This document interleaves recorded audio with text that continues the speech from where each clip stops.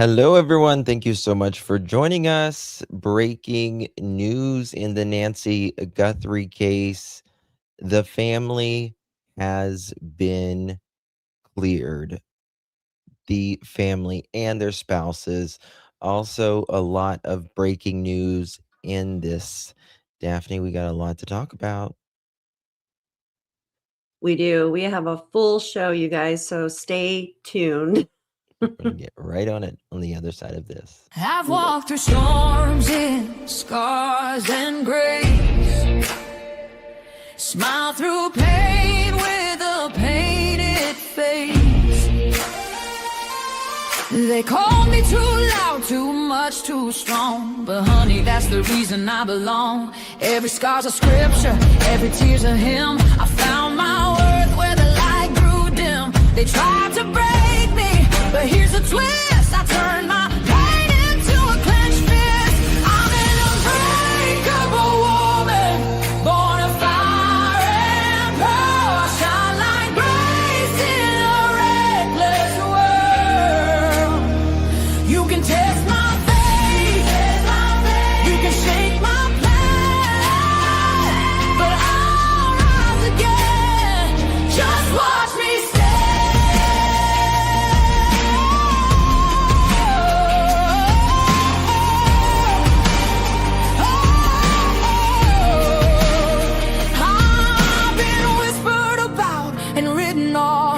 judged by the gloss, not the cost. But God don't build weak hearts from gold. He made me fierce and he made me bold. I bend, I pray, I roar, I rise with mascara, tears and battle cries. Don't need your crown, I forge my own.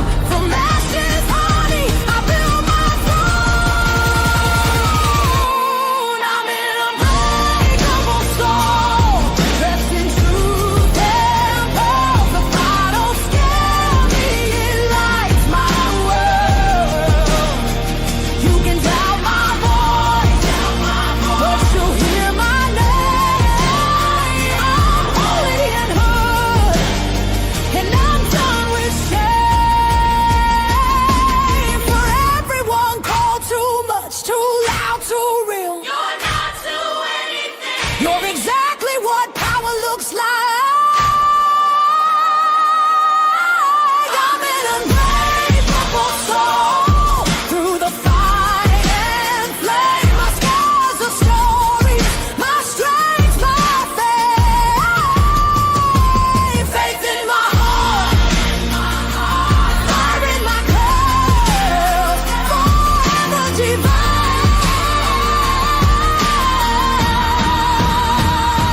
Clutch them pearls.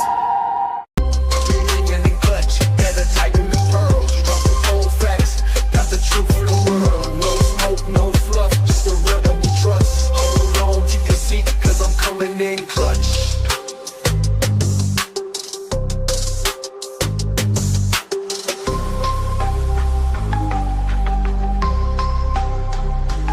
Coming in clutch.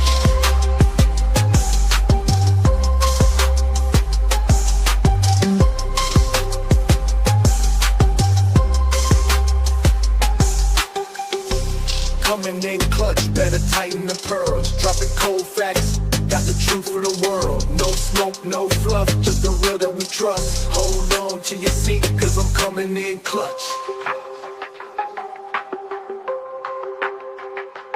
Coming in clutch.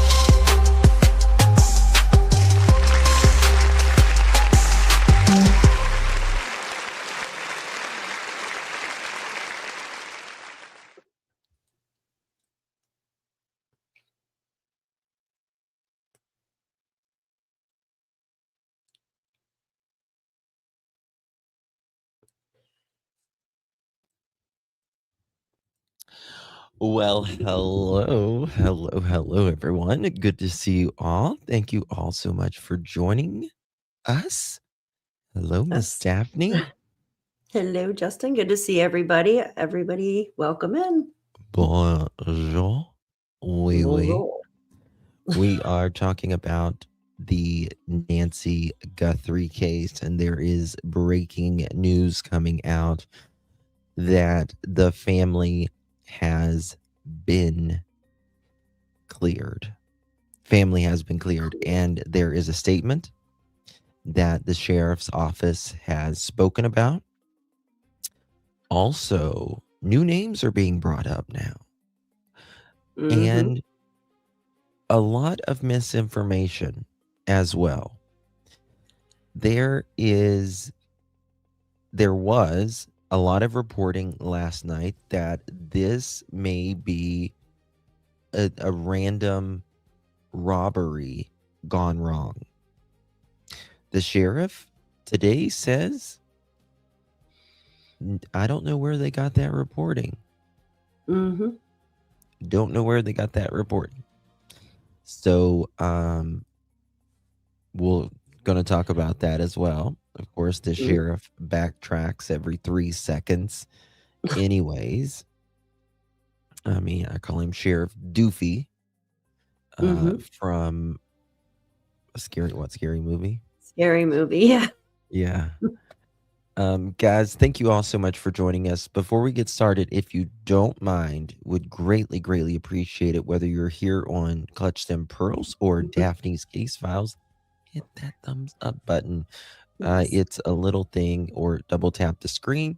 That means more than you would possibly know to us creators. It really, really does help. Little thing that takes less than a second makes a big difference. So thank you so much. Thank you. Yes.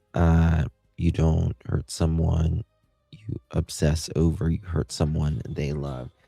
Yeah, I agree. I agree with that. Don. Yep. Absolutely. All right, so we're gonna get to it. We'll see what else is going on here in the case as well. Names being brought out again, and we're going to cover that as well. Okay, let me just get to the first thing that the sheriff has said, and he made no bones about it, so to speak. He's very clear on his wording. It's not how you read it or read into it. It's extremely clear. Now, you can say your opinion might be different, but I'm just telling you what he is saying. And what he is saying is a statement from Sheriff Chris Nanos on Nancy Guthrie investigation. Quote, "To be clear, the Guthrie family, to include all siblings and spouses, have been cleared as possible suspects in this case. The family has been nothing but cooperative and gracious and are victims in this case. To suggest otherwise is not only wrong, it is cruel. The Guthrie family are victims, plain and simple. Please, I'm begging you, the media, to honor your profession and report with some sense of compassion and professionalism." Thoughts? I would love to hear your thoughts. I mean, it's clear, plain and simple. Like he says, that they have been cleared. So does that mean cleared like DNA came back and their DNA is completely nowhere around, right? Or does it mean just that? Does it mean that it could... That's a point. You know what I mean? Like, could they still have something to do with it, but they didn't physically themselves do it? Just throwing it out there. That's a point. We haven't heard FBI say that. That is true. So the family wouldn't include Kayla, question mark. We was kind of speaking about that before we went live. I don't know.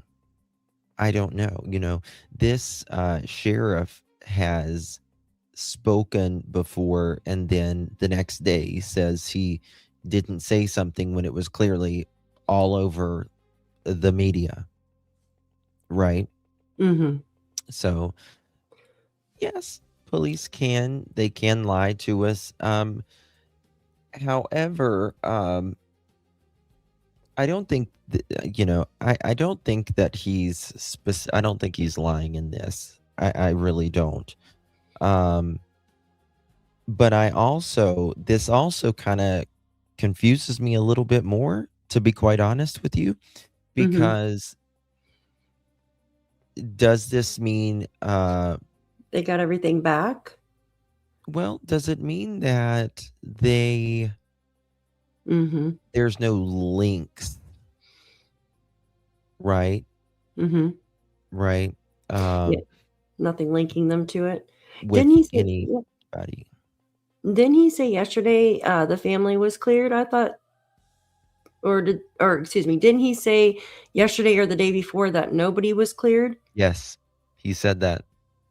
And then Sure today, did. he's saying they are cleared. Yes. So does The that other mean? day we read a quote from him.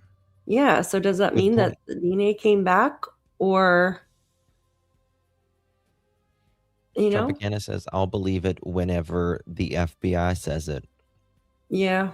I think he is getting pressure from family and wants media to back off. Mm-hmm. That's interesting. And you made an excellent point there that I completely forgot about, because there's been so much in this case. You said that the sheriff the other day said no one's cleared, not even the family, and that is what he said precisely. Mm-hmm. He does go back and forth. You're right. He does a lot. And I know he has been getting a lot of backlash, even from his fellow. Oh, he's been getting, yeah. And you know, you remember, Ashley Banfield's reporting Mm-hmm. in the beginning. She said her sources were, but this is the thing. Okay, now this is when I'm thinking about this a little bit deeper. Why the hell were they at the family's house Mm-hmm. 5 times 5 times. Yeah. at least? Why were they asking the neighbors? Why were they looking in the backyard? Mm-hmm. And 3 blocks out from their house. I think there's 2 investigations. I Could think, be. yeah. That is not I mean, it's just not normal. Hi, Cece. Yeah, it's not normal. It really isn't. At all. So, shared contractor at both locations. Mm-hmm. Something's really wrong. Something's really wrong here. Yeah, I agree. Okay. Also, another letter out. After we ended our live yesterday, Savannah Guthrie did a video. I'm sure a lot of you guys have been, keeping up with this 24/7. I find it odd too with the new video. There's something that really just stood out to me, and I keep thinking about over and over. And there's 2 words she said in there. She goes, "You're not lost." You know what I mean? Something in that sense, like you're not lost, you're not alone. What does Let's look she to it. mean from that? You're Let's not lost, you're not alone. Does she know this person? I think she's just reaching out for compassion. You know what I mean? Mhm. Savannah looks exhausted. She And does. I mean, just bless her heart. Bless her heart. She's carrying it all on her. You can tell. Yes. It's just, I mean, we're used to seeing her Peppy and stuff. Yeah. peppy and, under studio makeup and lights and, we're used to seeing her one way but you can tell she's just Yeah, you could see it in her exhausted. eyes. Mm-hmm. Yeah. Yes. Yep. And a lot of people are saying that she's blaming herself and she may not return back to the Today Show. And I pray that she returns back to the Today Show. I hope that she finds light again. Yeah, it's not her fault. You can't. I Yeah. mean, her sister was literally right down the road. You know what I mean? And it doesn't matter. Correct. If it's going to happen, it's going to happen. Yeah. I wanted to come on, and it's been 2 weeks since our mom was taken, and I just wanted to come on and say that we still have hope, and we still believe. And I wanted to say to whoever has her or knows where she is that it's never too late. And you're not lost or alone. And it is never too late to do the right thing. And we are here. And we believe. And we believe in the essential goodness of every human being. And it's never too late.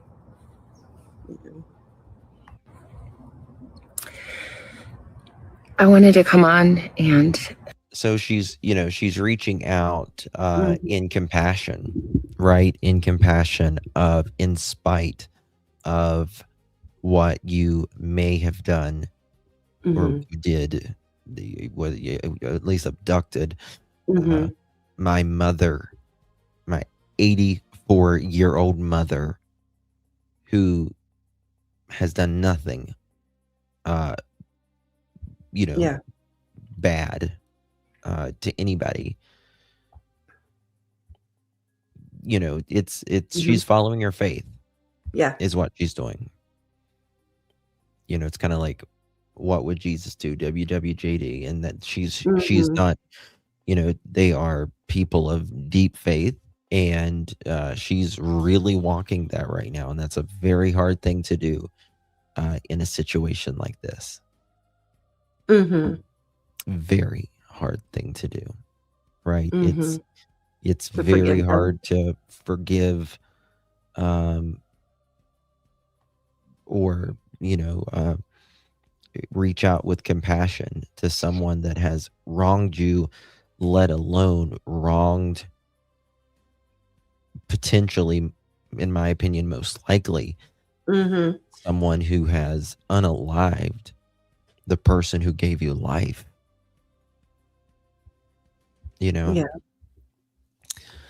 Yeah. So is the DNA back yet? I think it is, although there's not, they haven't said yet, but tonight could be an interesting night.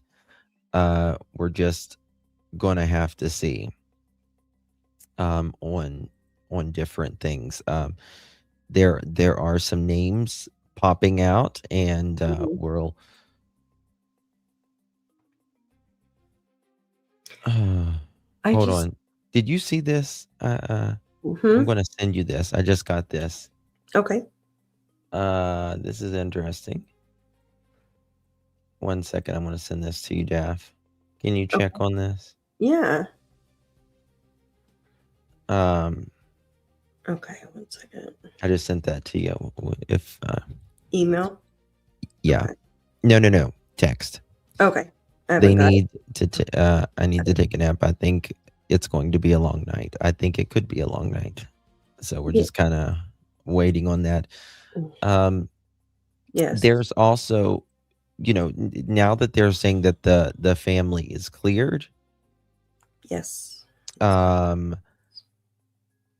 again, what does this mean? Because there was, if you think about Ashley Banfield's reporting from the get-go, pretty much she said her sources were rock solid, and what does that mean? I showed you.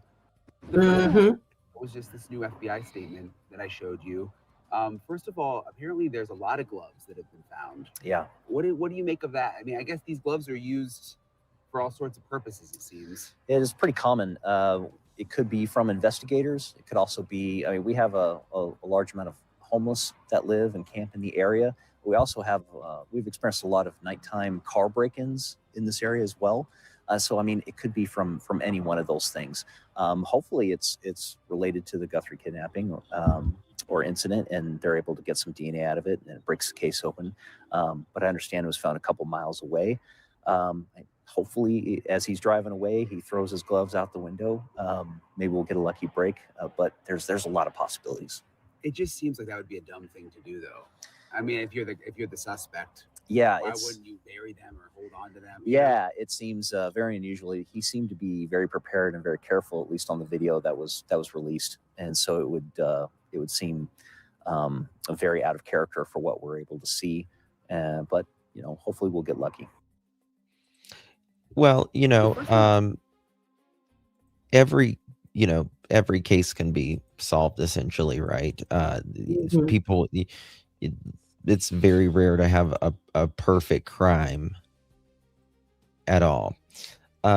Just a little bit ago, Mhm. there have supposedly, thank you so much, Catherine, for that earlier. We didn't think it. Thank you for that. I apologize. They towed a blue Charger, Mhm. and let me know if you guys can hear this, Daph. Mhm. Can y'all hear that? Mm-mm. Damn. Watch the video though. The video shows. What Is do you this the mean, one I watch- just sent you? Yeah, She shows a video of the vehicle being yeah, towed. I know, but it's gonna be an ass, and it's not gonna work, I guess. I don't. Well, it's on my side. Let me Oh, fix it. I can fix it this way. okay. Give me 2 seconds. I don't know why it doesn't like that when okay, here we go. Can do it like this. Okay. Make sure. Here we go. The towing at Luke's house. We're gonna see the footage. I didn't get to see the footage, and I'm like, and you guys heard me, right? Yeah. Oh, you guys are awesome. You guys are awesome. You guys are awesome. Let's see. Do you want me to send it to you? Well, let's just show it. You can send it to Okay. me. Yeah. So here's that. Boom. So they were in the process of towing. Was it just? And then there's the guy in the back over there too. Can we pause it on the where it shows the car? Right there. Is it on down here? See? Oh, it's the blue tarp. No. The Oh, blue is it got a blue tarp on it? No. Yeah, it it's, says it was a oh, it blue. does, doesn't it? Yeah, Why does it got a tarp on it? Just I the don't know. hood. I don't know. That's strange. Maybe they just was putting it on there and they didn't get it yet. Huh. Yeah, Yeah, I it heard- could be a crazy fan or something. Was that blue car that was in an accident that but I don't- Brian showed us? Yeah. We just know it was towed today, close to where It was- the raid. Yeah, the raid. It was damaged. It was wrecked. Yeah. But there's not a police report or anything to say exactly, you know what I mean? Why it was towed. Do you I see did what I'm not know it was wrecked. Yeah, I didn't either. It's crashed? Interesting. Brian showed it the other day. Brian. Yeah, I'm trying to remember. God, there's been so much. Yeah, there's just so much every single day going on. So this is what is it? The guy, right? Was Daly. Daly is his last name. Yes. Yeah. Yeah. And there is Girl. Kayla. Day. Kayla. I think I got her. Kayla Day. Yeah. Yeah, Kayla Day. I've got her background here. Did I send that to you? I believe so, through email, right? Let me check. I think so. And she's got rug possession. Yes. And other charges. Selling it, yeah. She's got it from 2025 Here, let me do this all the real quick. way to freaking 2009. She's got a lot of charges. Which is rug a stuff, lot. though, right? Just rug I don't know how stuff? she's out of jail or out of prison, to be honest with you. Because of all the rugs. Also, she's got attempted to commit burglary, 2nd degree. Which is kind of interesting. But do you think that these, I'll just call them kids, right? Like, do we think they're smart enough to actually pull something like this off with taking Nancy? Well, she's... And why? She's in her 30s. Oh, that's young to me. She's 32, I think. 31, 32. Do I think she's smart enough? I think... I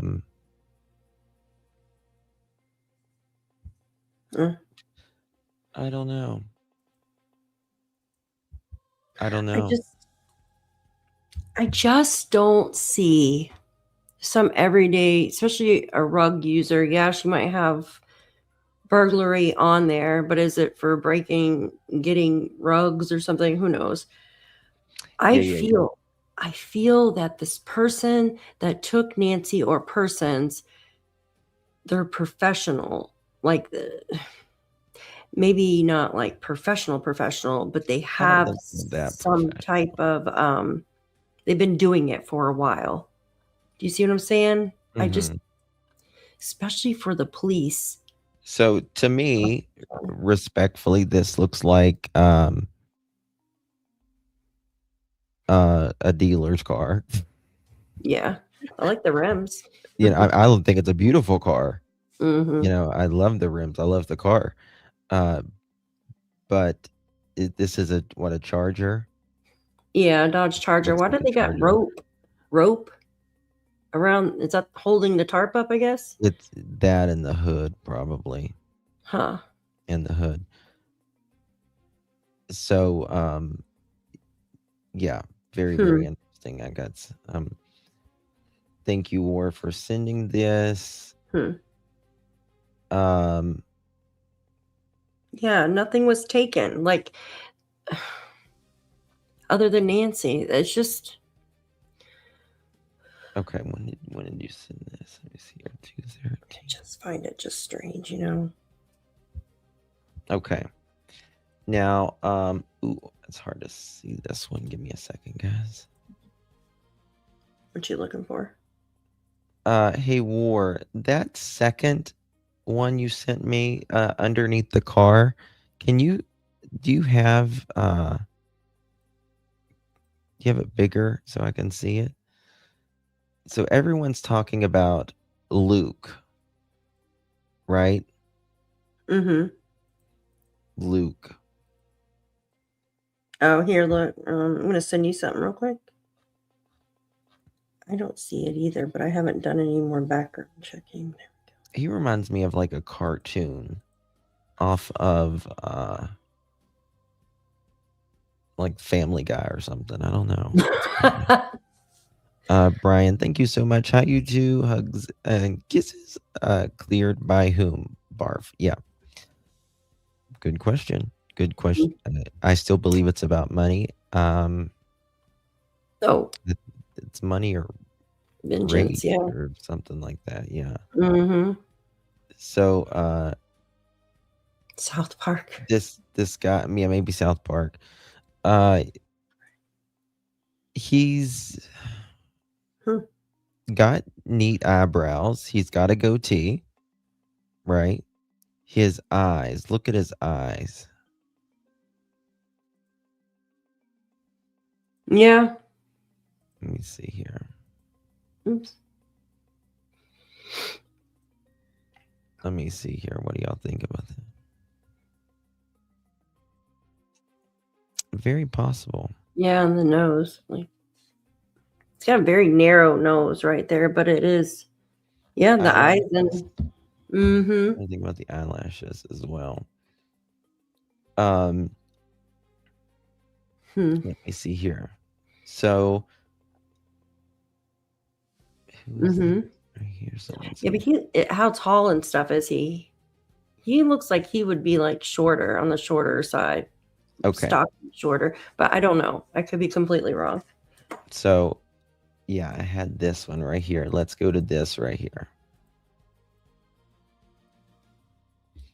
On May 15th, 2025, Marina is that how you pronounce it? Marina police officers observed a vehicle driven by Luke Daly driving in a manner consistent with rug trafficking. Kayla Day was a passenger in the car. An officer walked by the vehicle while it was parked in the Walmart parking lot at 7635 North La Cholla in Pima County. He observed rug paraphernalia in plain view in the car. Consequently, the vehicle was searched and officers found a duffel bag on the passenger seat that held a 9mm AR pistol and loaded magazine. Day had a backpack in her possession that contained a for sale amount of, we'll call it Finny, and 17 Suboxone strips. Officers also found what is it? Why would she have? Isn't Suboxone like that stuff that they inject you with if you overdose? No, What is it called? No, Suboxone is when you're trying. It's a maintenance medication to keep you off the rugs. Yeah, like the stuff they inject you with if you're overdosing. Well, it's got Naloxone. naloxone in it, but it's also got a partial opioid in it. No, It keeps you from. Oh, okay. Yeah. Officers also found the caption $1,366. Both Daly and Day's cell phones were found in to contain messages confirming that they were actually involved in rug sales. Luke Anthony Daly, I need to FOIA this video tonight. Mm-hmm. Can y'all remind me? Mm-hmm. Someone, can y'all remind me? I'll FOIA this video tonight. I got you. Both Daly and Day's cell phone were found to contain messages confirming that they were actively involved in rug sales. Luke Anthony Daly and Kayla Noel Day have been indicted on rug trafficking charges related to the investigation in Pima County Superior Court case, responding to the notice of pending forfeit. Any person or entity wanting to claim a lawful interest in the defendant property must sign file a timely, proper, verified claim in the Pima County Superior Court using the caption case number set forth on the top one page And this notice to claim must satisfy the requirements ARS 13407. Okay. All right. So, very, very interesting. Mm-hmm. Mm-hmm. It was very interesting. It can be taken for pain as well. Yeah. Yeah, it can. It's not generally prescribed for pain, though, but yes, it can. Mm-hmm. If Kayla is related, then it could be. So I've heard that she could be related, but I haven't. Let me look on her background and see if there's any relation that I can see. If anybody. Yeah, I don't. I mean, there's, see, this is the thing. There's a lot of things that we're hearing, Mm-hmm. but but that's just it. We're just hearing it. I need receipts to know Mm-hmm. that she is actually related. You know what I mean? Mm-hmm. She had a judgment for her for $3,078. Doesn't say when that is, but it's in Tucson. What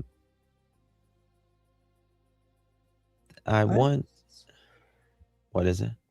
Yeah, I was there looking on Facebook, but I haven't really come across anything. She has okay. Mm-hmm. Possible relatives. I mean, it just shows me the closest relatives, but I don't see anybody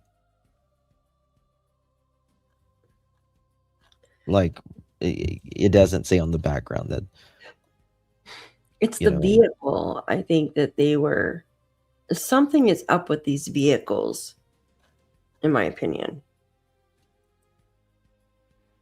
A big old rap sheet, a big old, big one. I agree with that, Belinda. I agree with that. And the thing is, like, there's related and there's related by marriage. And then you can, there are people that's married into the family and divorced before or dated someone in the family. You know what I mean? So if anyone's got a receipt on that, thank you, War Baby. Please show me. Yeah, yeah, there's other people in her family with the last name Guthrie, but I haven't made a connection yet. You know what I mean? Yeah. Now I see this thing on X. Let me just send this to you. So you can see this real quick. So before I don't see. Show it here. Luke is 5'8", 160 pounds. Last prison stay. 5'8". 5'8". That's right around. Well, they said 5'9" or 5'10" to what? 6 foot. But that's an estimate. That's an estimate. I wouldn't get too hung up on that. I think that's. But why would they break in her house for rugs, though? I don't know. Well, we don't know that she's missing anything. Yeah. You know what I mean? Yeah, exactly. I mean, if that's what they were breaking, if allegedly if they did it, but why would they? I don't know. I just feel that whoever did it is professional. These people aren't, if they've been arrested 100 times, People are, they might not have any book smart or anything like that, but a lot of times these people have, they're good at being a criminal. Yeah. I mean, well, obviously our criminal, the one that took Nancy, is really good because they haven't gotten caught yet in over 2 weeks. And it seems like they're having a hard time trying to. Yes, Belinda. Pretty sure it was. Judge, fully aware, many young here. My theory, I do not think it was random. I don't either. You will never be able to convince me. I don't give a damn who comes out with it, to be quite honest with you in this case. I will never believe this is just fucking random. Yeah, same. It's not. It was I mean, targeted. this house, there's like so many houses around there, and this isn't particularly convenient to get out of, where the house sits or whatever. It's just I'll just never. No. Mm-mm. Okay. Thank you, Sassy. Will you want to play that video too, if you want, with the one? How did they even get in there? There's no apparent signs of like broken glass or broken doors or anything in the back even. Okay, so Jamie. Okay, sorry.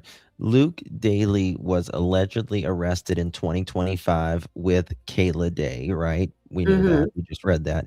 Kayla Day is allegedly related to Penny Guthrie. See. Now, again, now think of this. This is just speculation, what I'm about to say. But if they're, rug users and they know Savannah, right? Could they have tried to take Nancy because of actually Savannah? Okay, my aunt, is, we're related to and she's Savannah Guthrie from the Today Show. Which video are you talking about? If they didn't they get the DNA back from inside the home? Wouldn't they have already matched it with them since they're in the system?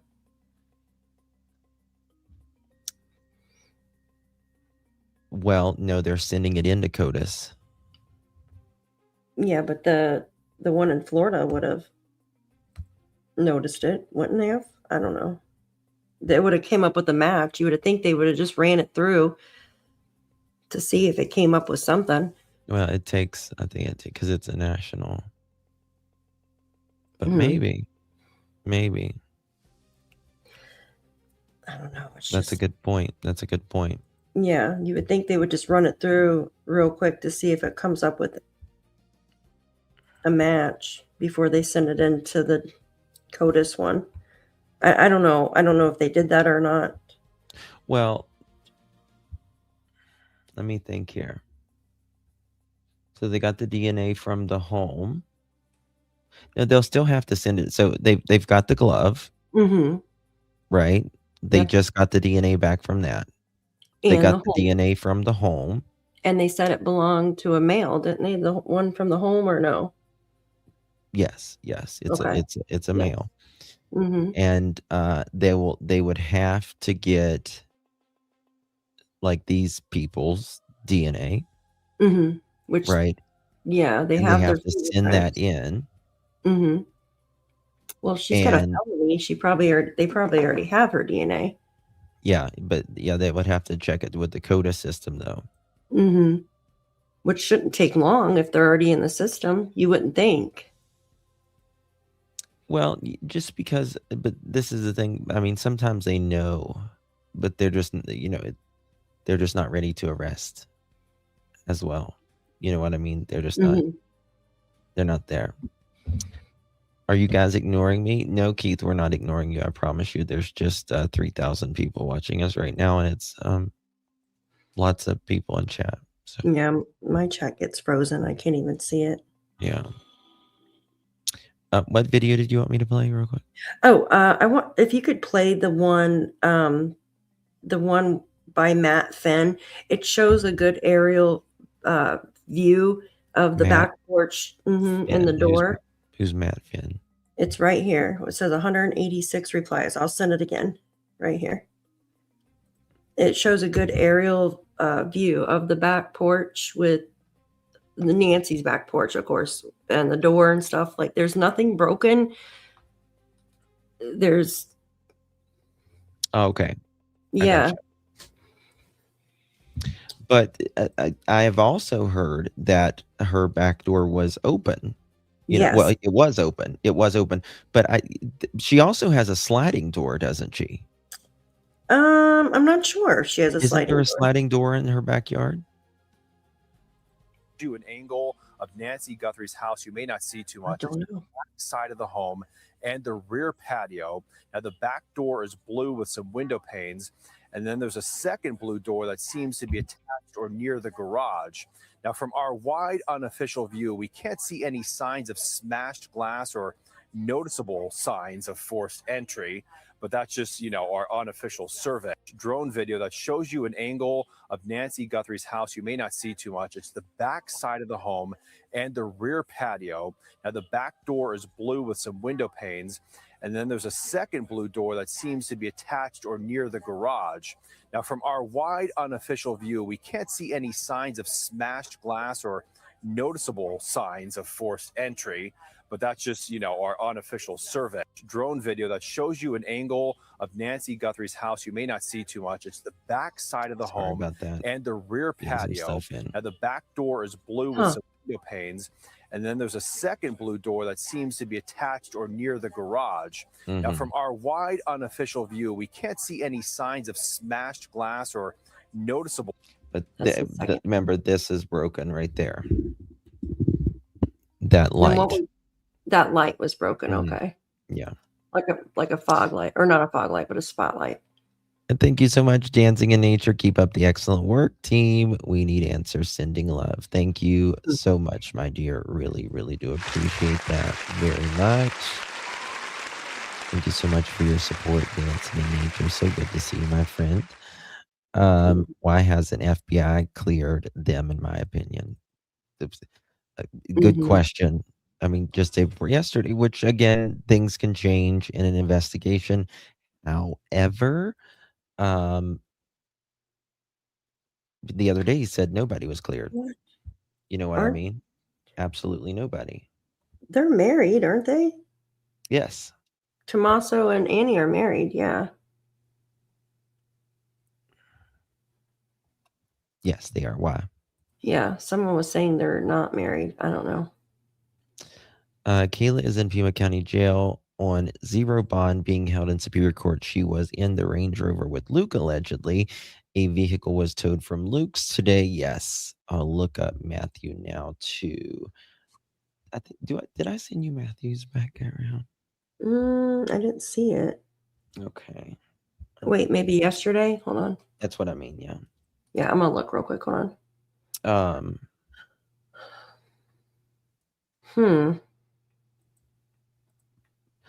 Let me see here. The Range Rover was towed. We know that. Is it a different being towed? Source, please. Fox News. Let me go to Fox News real quick. No, just Carlos. Say that again. Looks like Carlos. Hold on, let me see something real quick. Just click on this and see what it pulls up. Carlos, it says.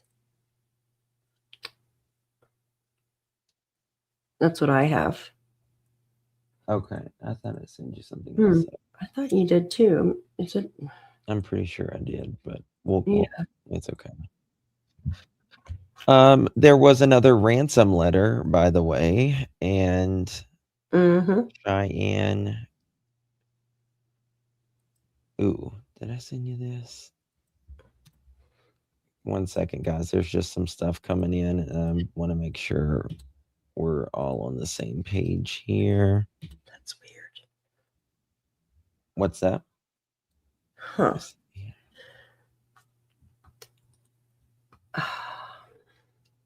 2 seconds. That's there you go. I send you this right there. This is the video link and website for the link. The person Huh. that texted me that I didn't get anything. Okay, I sent you something else right there. Okay. All right. We're gonna go to this. Oh, Yes, that's the one the Zach guy. That remember he got mhm. yesterday. We spoke about him. He was the one on Facebook. Remember? Yeah. I mean, here's the thing. I don't think that, um, it's one thing for the state to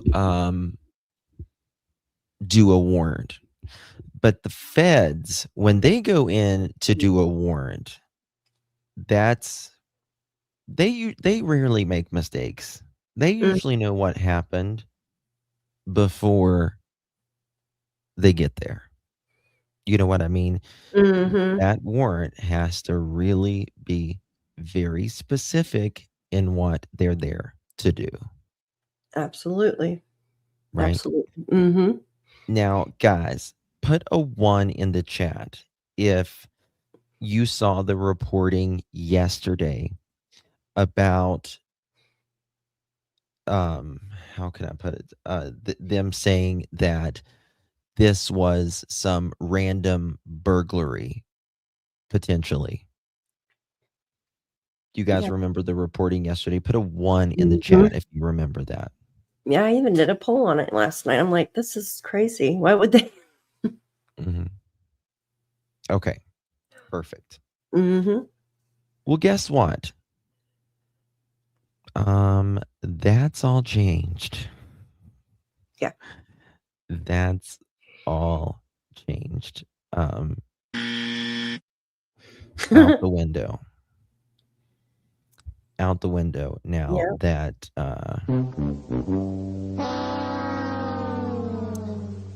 yeah, out the window now. Oops, let me find this. Okay. Take a listen to this. Well, because they're clueless. Also, well, this is the thing. And the reward raised again today.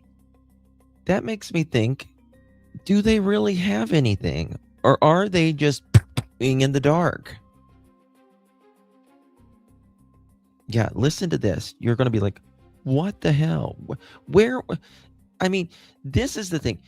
They are bitching about Mm-hmm. the misinformation. Sheriff, do your job. How about do a damn press conference or some more statements like, I don't know, you just said the family's cleared. How about write something every day to clear this up? Exactly. So listen to this. When I saw this, I sent this to Daphne. I was like, you are fucking kidding me. It's like, You're what the kidding heck? me. It's like, yeah, always backtracking. Oh. Investigators are looking into new DNA evidence from a single black glove that was discovered about 2 miles from Nancy's house. And the FBI says it appears to match the gloves the masked suspect was seen wearing in that doorbell surveillance video. Hello, everyone. This is Outnumbered. I'm Emily Compagno here with my co-host, Kaylee McEnany. Yes, And Miss also joining HLS. us It today, really is. Rosanna You're exactly Scotto, right. Fox 5 New York anchor and host of the Underground Economy on Fox Nation. Donna Rotuno, Fox News contributor and criminal defense attorney and host of the Fox News true crime podcast, Crime and Justice with Donna Rotuno. NYPD inspector and host of the weekly Ratner Report attributing Nancy's disappearance to a, quote, burglary gone wrong. Listen. The Pima County Sheriff Chris Nanos telling Fox this, it did not come from us, he writes. No idea, and even though that is one of many possibilities, we would never speculate such a thing. We will... Yeah. Every single news agency and their mother to their 7th cousin yesterday was reporting that there was, this random burglary that was taking place. And the sheriff says today, quote, it did not come from us. No idea. And even though that is one of many possibilities, We would never speculate on such a thing. We will Exactly. let the evidence take us to motive, end quote. I can't. I can't either. Why A is he local doing channel reported it, but and you might be right. You might be right. Just like the thing with the van, right? Mhm. Some YouTuber, reports this or whatever, and then the media went with it, and then the next day they pull it all. Yep. Then they You know pull what it I off. mean? Yep. So 404. Yep. Nothing there. yeah, I don't even know. Yeah, I don't either. It's so confusing. So confusing. Hey, Canadian, thank you so much, my dear, for gifting the pearl necklace. We appreciate you, my dear. You receive that, make sure you give our Canadian a big old thank you. Thank you so much, love. We appreciate you. Oops. We did another clap. Why not? Only sheriff cleared. FBI is still investigating. Absolutely. How about extended family? That's the question we asked. That's what we were asking. Is it just cleared by the DNA, or is it cleared by everything? Good question. Mm-hmm. But listen to this. Sheriff Chris Nanos telling Fox this: "It did not come from us," he writes. "No idea, and even though that is one of many possibilities, we would never speculate such a thing. We will let the evidence take us to motive." One source also telling Fox this, quote, "This is not the working theory inside the unit. Nighttime residential burglaries are so ridiculously rare, crazy rare. We don't have any indication that Guthrie really kept anything valuable there. And if this was a burglary gone wrong, they don't take the victim with them usually." The FBI following the same tune, simply telling Fox this: "No clue where that came from." Savannah Guthrie says her family is not giving up. Whoa. What's that? I just built a budgeting app in Base 44. Guys, Nina just built an app. Impossible. Nina can't code. Interesting. Can it generate reports? It can now. Nice. So you're saying we can all build apps now? Yeah. I'm on lunch. I gotta make a call. I'll be right back. Just built an inventory tracker. Protein calculator. Book sharing app. A workflow manager that Tracks who still owes for the group lunch. Trash duty schedule. Since no one seems to care. just built a I just performance created a goal manager. tracking system. We built the same thing, didn't we? Yep. Can this thing manage content? Is the Stockton compliant? I am so sorry. Create a party planner. Get up for 1 second. I apologize. There should have not have been a commercial, but I had it on the wrong account. I am so sorry. That's embarrassing. Okay. Sorry about that, guys. I just told Daphne I had to step out for a second. I was like, I wish I could stop it. She can't do it from her end. Yeah, I can't. Yeah, because I pay for those so I don't get commercials, but I had it on the wrong account. I'm sorry. What are your thoughts about this, Daph? I don't know. It makes me like, why do they say one thing and then say another, or take it back? And then the glove, Never have seen such misinformation out of a sheriff agency, like in my entire life, ever. There's even like other law enforcement that works in the area, and they're even talking about him. Like, no bueno. You know what I mean? Yeah. So Michael Ruitz, he says something very interesting right here. He says, lingering question about the glove. Does it have plant material on it? What about it do investigators see as similar to the ones worn on Nancy Guthrie's nest video, meaning the one that they found? And this one, does her DNA have it on? Think about that. The glove that they found, it doesn't have her DNA on it. They've not answered that. No, they haven't answered. They said they didn't find any DNA inside From her him. house. That makes no sense. No, they didn't. No, what was it? They said the family. How did they put that? Oh, let me find that. I mean, That was they found that DNA matched. They did find DNA inside the house, but it matched wasn't hers. the one glove is what it was. It was the one out of 16 that they have found. looked Simply like Real it. says, I think the glove is going to be a bust. Glove could have been from anyone in that area. The DNA inside the house is key. Well, the DNA inside the house matched the glove, though, that they found. Right? Like I always say, this is a 3-prong. It's very important to think it like this. So Mhm. there was DNA left in the house. They have that person's DNA. That DNA did not match anybody, like family. That's what it was. The DNA did not match any family, Mhm. right? Now, they sent 16 different gloves off. Yes, and one came back. One of those gloves came back to the same DNA matching in the house. But that's the thing. They don't know who the guy is. So how the hell do they know, or the girl or whoever, Well, right? they know that it matches. That's easy to check if it matches. The Well, third who thing is it? is finding out the who. Yeah. The who. They like you can look at someone's DNA and you can match it very quickly, but it's finding out who those Yeah. sequences of numbers are, because it's a trillions of numbers that makes us up, right, in our sequence. So the third thing is finding out the who.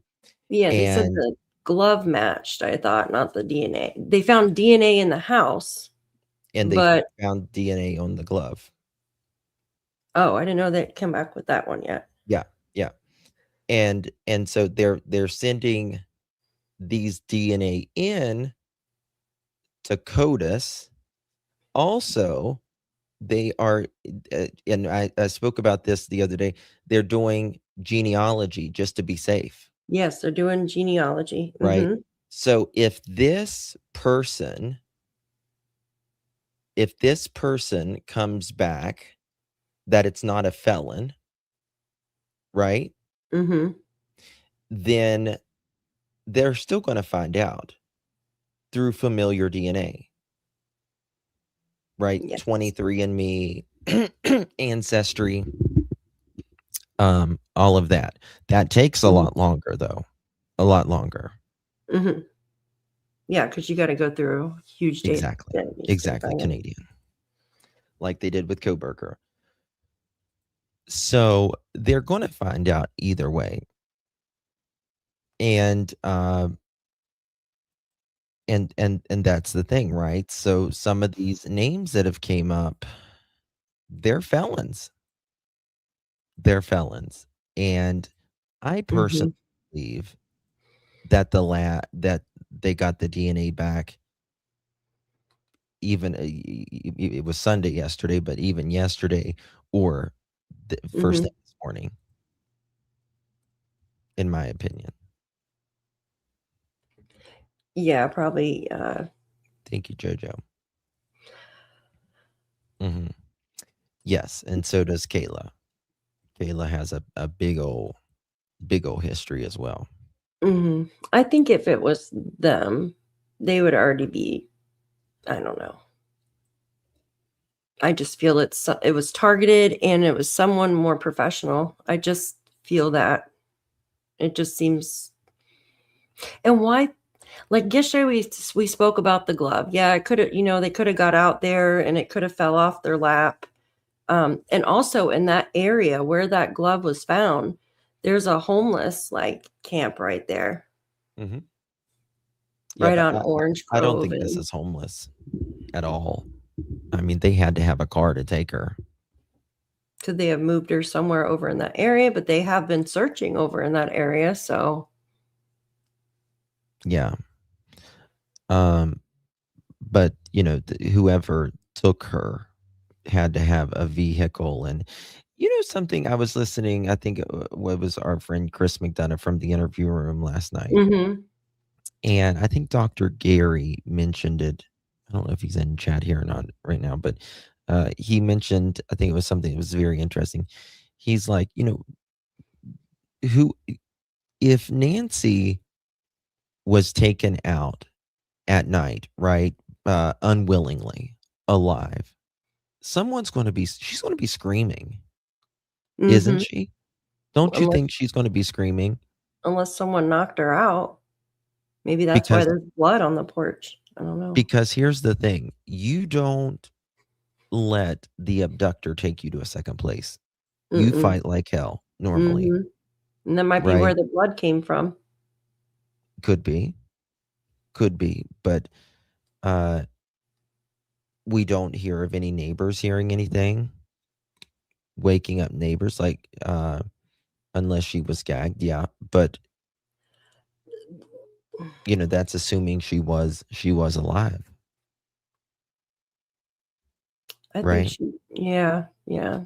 Well, I think she was alive when they were first leaving because it looks like this is just my speculation. I don't know if this to be true, but from the blood splatter on the ground, it looks like she could have coughed up blood or something just by the way and they said it's hers.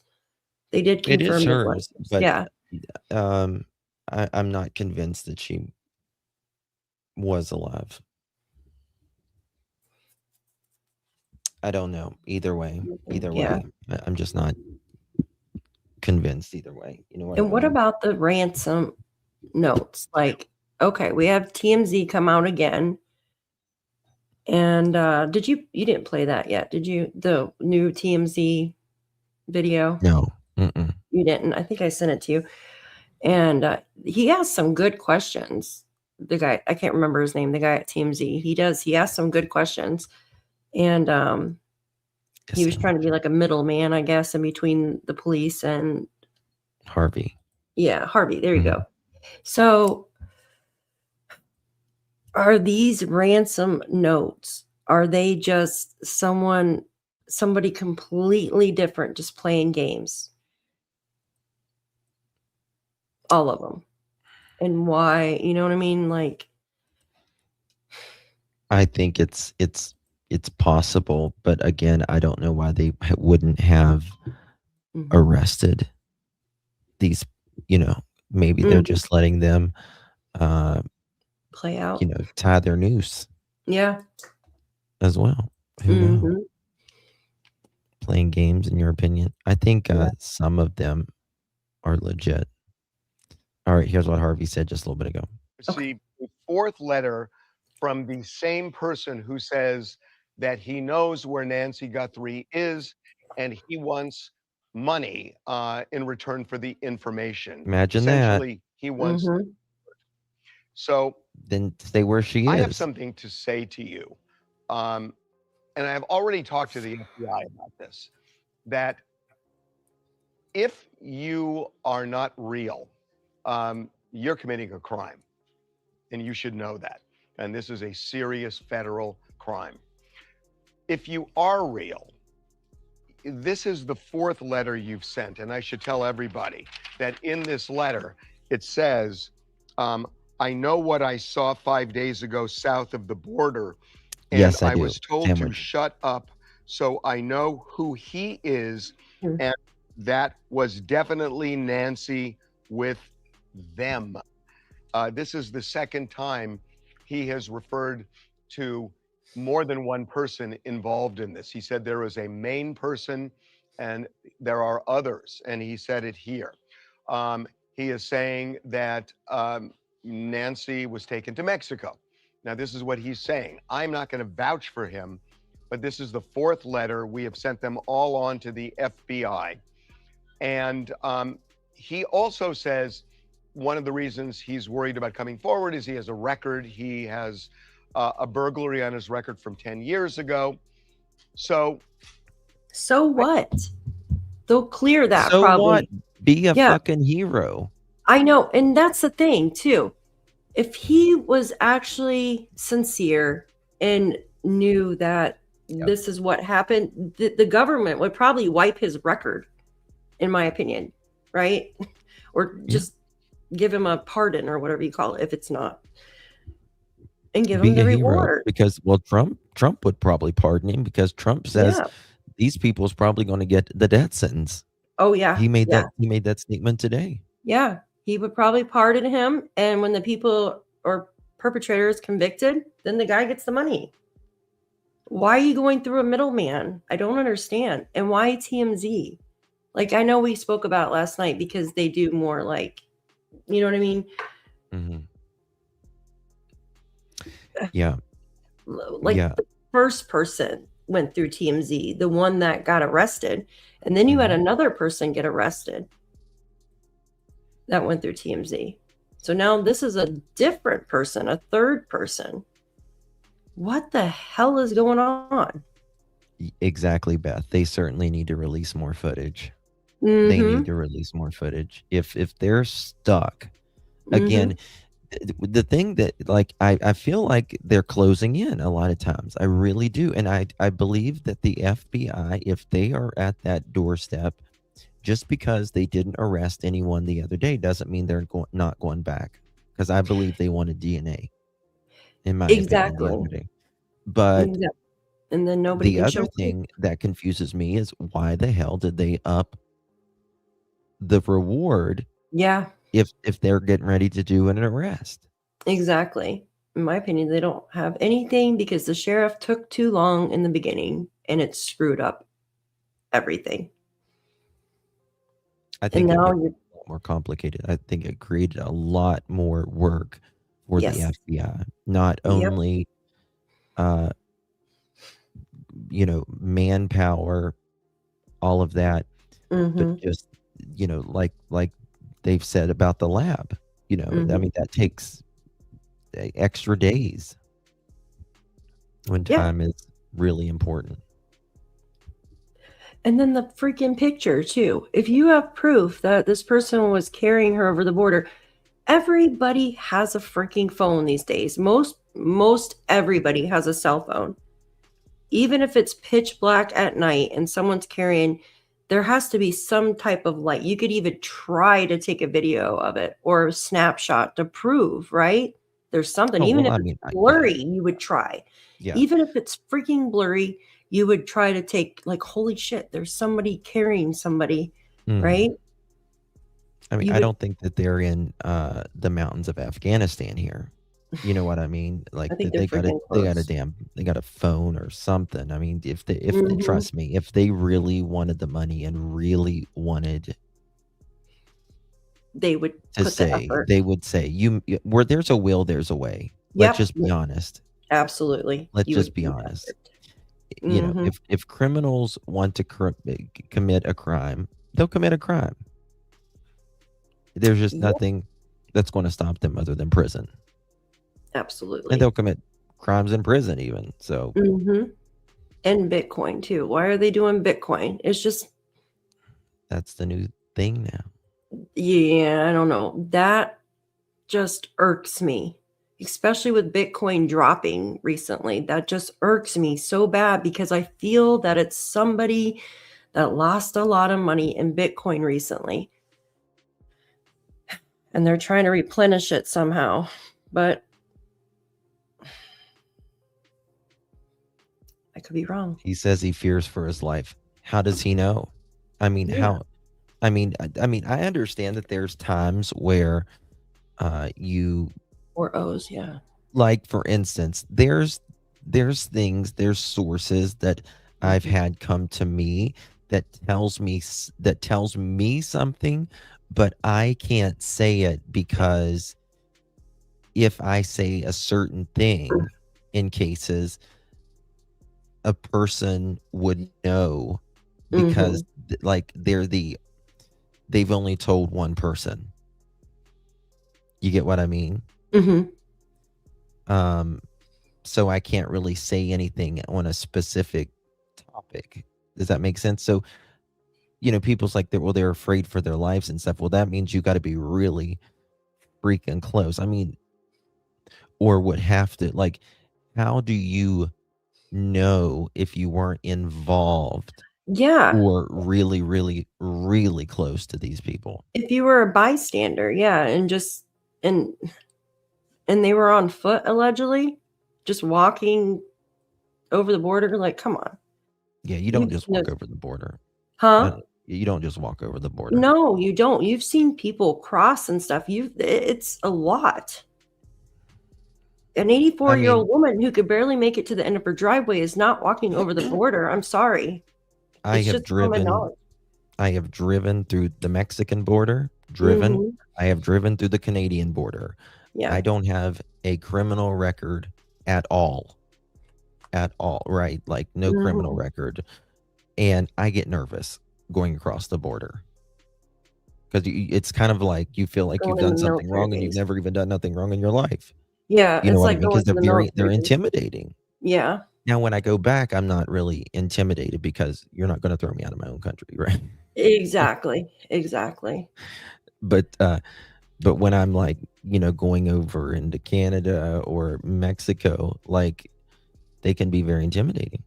But they're not going through the right routes. They're not even going through the checkpoints.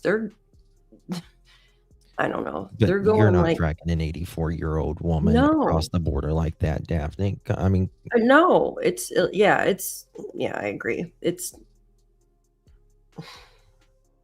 this woman can't walk 500 yards. yeah, to or her feet. driveway. Her neighbor even said she had trouble walking her into her Mhm. driveway to get Yeah. her mail. It's just not happening. No, hell no. And she didn't have her cane with her. She didn't have her hearing aid. She didn't have her cell phone. She didn't have her medication, nothing.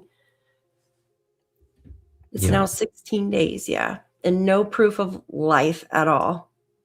Mhm. I say their best bet is taking the drone with the sniffer and going out at least 5 to 10 miles, even maybe 20, right?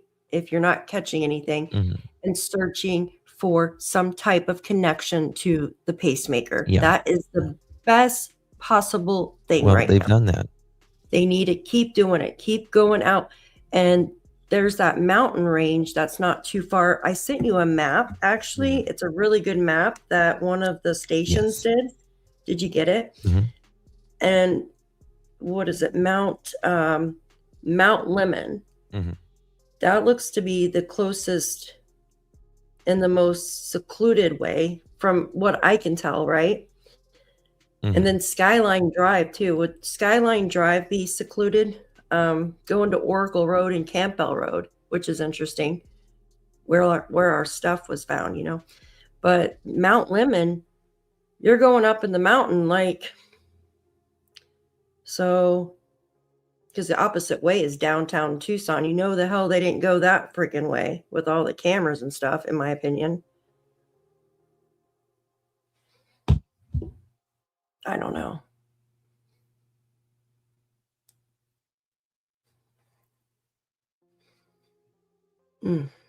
I just oh, you're mute, Justin. I was wondering why it was so quiet. I was like, I was talking and Oh, talking. sorry.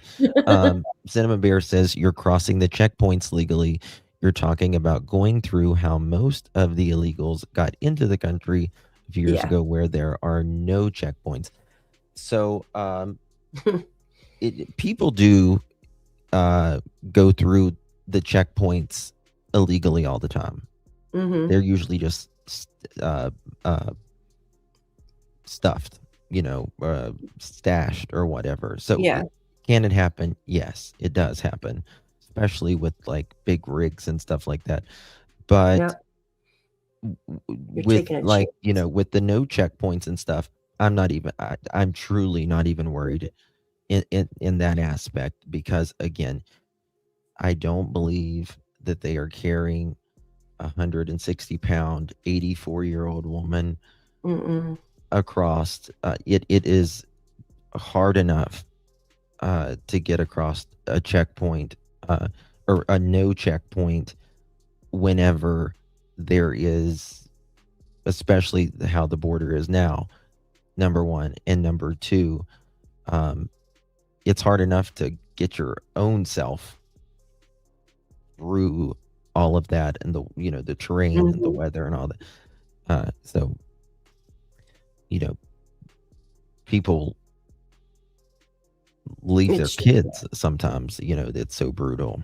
Exactly. And then it's just not feasible, in my opinion, either. It's not. There's certain things you could cross off, I think, that just doesn't make sense, or it's not feasible. And I think that's one of them. Also, another thing too, in my opinion, the person, if they were there to rob Nancy, right? Wouldn't they dress light as possible? These people had on like 50, or this guy had on 50 pairs of freaking clothing. Well, I mean, I'm exaggerating, but they had a lot of clothing on, including a paint suit or some type of hazmat suit underneath, which tells me that they're going to commit like a crime. They were there to commit a crime for sure. Yes, not just steal stuff. If you're going to steal something, you want to be light as possible, have an empty freaking backpack. Now, yeah, we don't have the full video. In the video, it looks like his backpack is pretty full, right? It's got stuff in it. Wouldn't you have an empty backpack if you're going to take stuff? I don't know. And well, if they were going to take stuff, yes, but if they were going to commit a crime, they might have rope in there, exactly, something to tie her up. Exactly. And you wouldn't have 100 pairs of clothes on, because you want to be as light as possible to run. You don't want to have clothing freaking blocking your creases when you're trying to get the hell out of there. This guy had a trouble bending down to get those weeds because he had to put his legs straight, like, because he had so many pairs of pants on, like layers. You could tell. And bulky gloves. How are you going to look through shit real quick with bulky gloves? It's just doesn't make sense. I heard an expert say that the porch guy on the video seemed high. Yeah, 90-degree weather, exactly. I don't know. It wouldn't surprise me. I think 10 feet island. I think 10 feet, but I'm not 100% positive how far a pacemaker has to be from the sniffer to be detected. It's certain vibration frequencies is what it picks up, I believe. I did not know this. I have not heard this. So this makes me have, I think, Sheriff in Savannah Guthrie's mom's case reveals his brother died one day after Nancy Guthrie's disappearance. Maybe that's why he's been a train wreck. Yeah. But, step aside. Yeah. Let the FBI handle it. Yeah, that's all the reason to... able to do it. There's been no forced entry. That's what we've been told, and it doesn't look... Yeah, I mean, I'm sorry to hear that, if that happened. Hold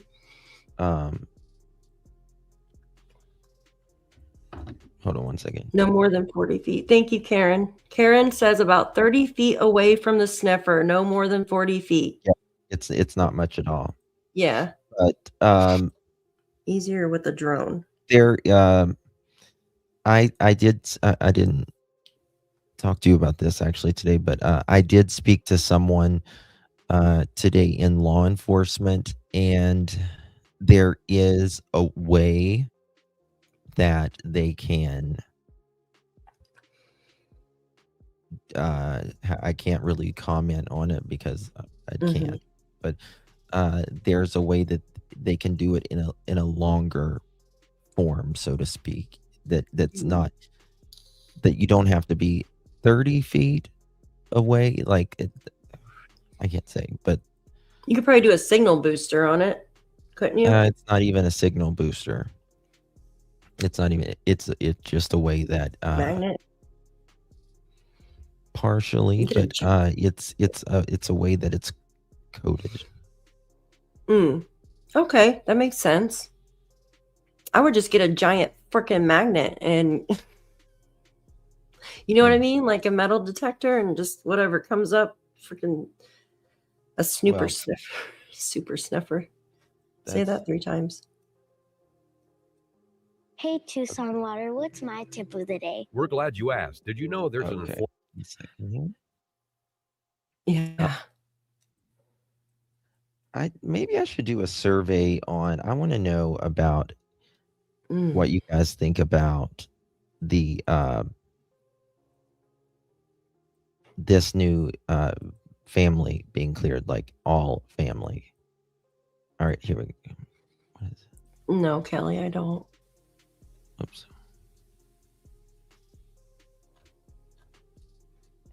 Let me see what KOLD say.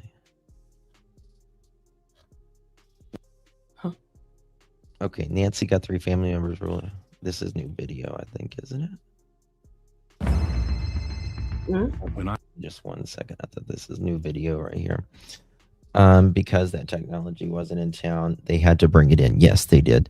Years ago, when my dad had a pacemaker, he had to put a big round magnet thing. Yes, and call the doctor for them to check it once a month. That is exactly right, Susan. That's how the old ones used to work. Now, thankfully, they don't have to do that. That's what the phones and the watches and stuff is for. Oh.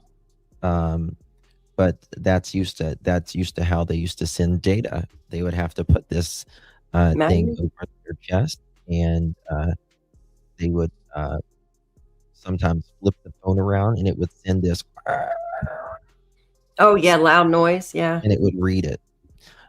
Yeah. So do the magnets shut down the pacemaker? No. That's how it's done after death? No. Okay. No. The just because you die doesn't mean your pacemaker. Yeah. It's battery operated, isn't it? Yes. Because again, I worked at a funeral home and a crematorium. Uh-huh. We had to check every single person for a pacemaker, For a pacemaker, yeah. because there is a lot of energy in that little battery.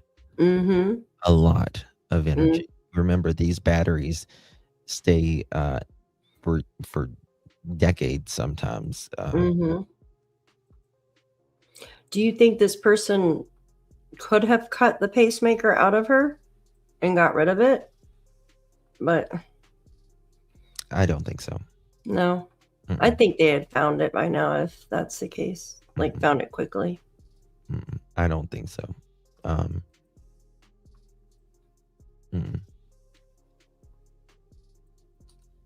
Okay, here's new. Thanks for joining us for 13 News Live at 5:30. I'm Sean Mahoney. Tonight, there are some major new developments into the investigation into the disappearance of 84-year-old Nancy Guthrie. Law enforcement believe the mother of Today Show host Savannah Guthrie was abducted from her home in the middle of the night 2 weeks ago. 13 News reporter Catherine Patterson joins us live from Nancy Guthrie's home in the Catalina foothills. Catherine, what are we learning about the investigation tonight? Well, Sean, we're getting some serious, significant updates in this case. Our source in Phoenix tells us, or our sister station in Phoenix tells us that a source close to the case says that investigators believe that it may not have been an intended kidnapping as a result of Nancy Guthrie's disappearance, but instead a burglary that went wrong. See? Turn this shit off. Mm-hmm. See, they said today that this was not true, that it was not true. Yeah. The sheriff doesn't know where they got this. People wonder why there's so much misinformation. There you go, folks. Yeah. There you go. 100 different stories. Yeah. There is some breaking news about the DNA, though. We was wondering if it came back or not. Mm-hmm. New, this is coming from Libby Dean. New, the DNA from the glove in Nancy Guthrie's case is still ongoing quality control in the sheriff's private lab in Florida after being sent from Tucson on 2/12. It is expected to be input into FBI CODIS in the near future, an FBI official tells me. Not back yet. Yeah. Not back yet. Well, so I don't think there'll be anything this evening then. I don't think they're going to do anything until they get that back. Yes. It is a private lab that Tucson uses. I mean, so everything is private unless it's government. Mm-hmm. Everything is considered private. Wow. Yeah. A private lab's not going to get it done in 24 hours. No. No. But if the They don't have the damn sheriff would have sent it to the FBI, they would have. Mm-hmm. Yeah, everything would have already been back. We would have been probably. And that is coming from that's coming from allegedly an FBI source. Mm-hmm. Again, let me show it to you. Yeah, this is ridiculous. According to Libby Dean, who is a White House correspondent. Mm. And so that's a really solid source. I sent you something. The DNA from the glove in Nancy Guthrie case is still ongoing quality control in the sheriff's private lab in Florida after being sent from Tucson on 2/12. That's 4 days ago. Mm-hmm. 4 days, yeah. Right. It is expected to be input into FBI CODIS in the near future, an FBI official tells me. Jesus. That's just crazy to me. Good question, Adele.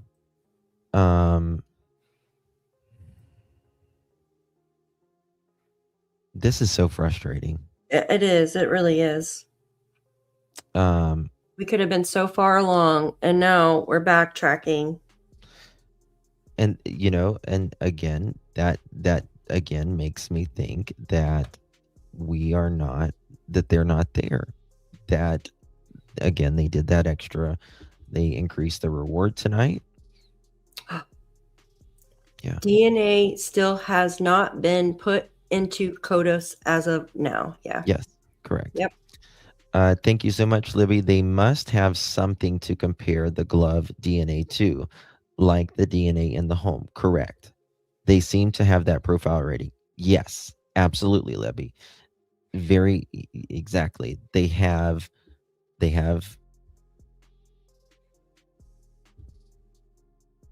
Let me think here.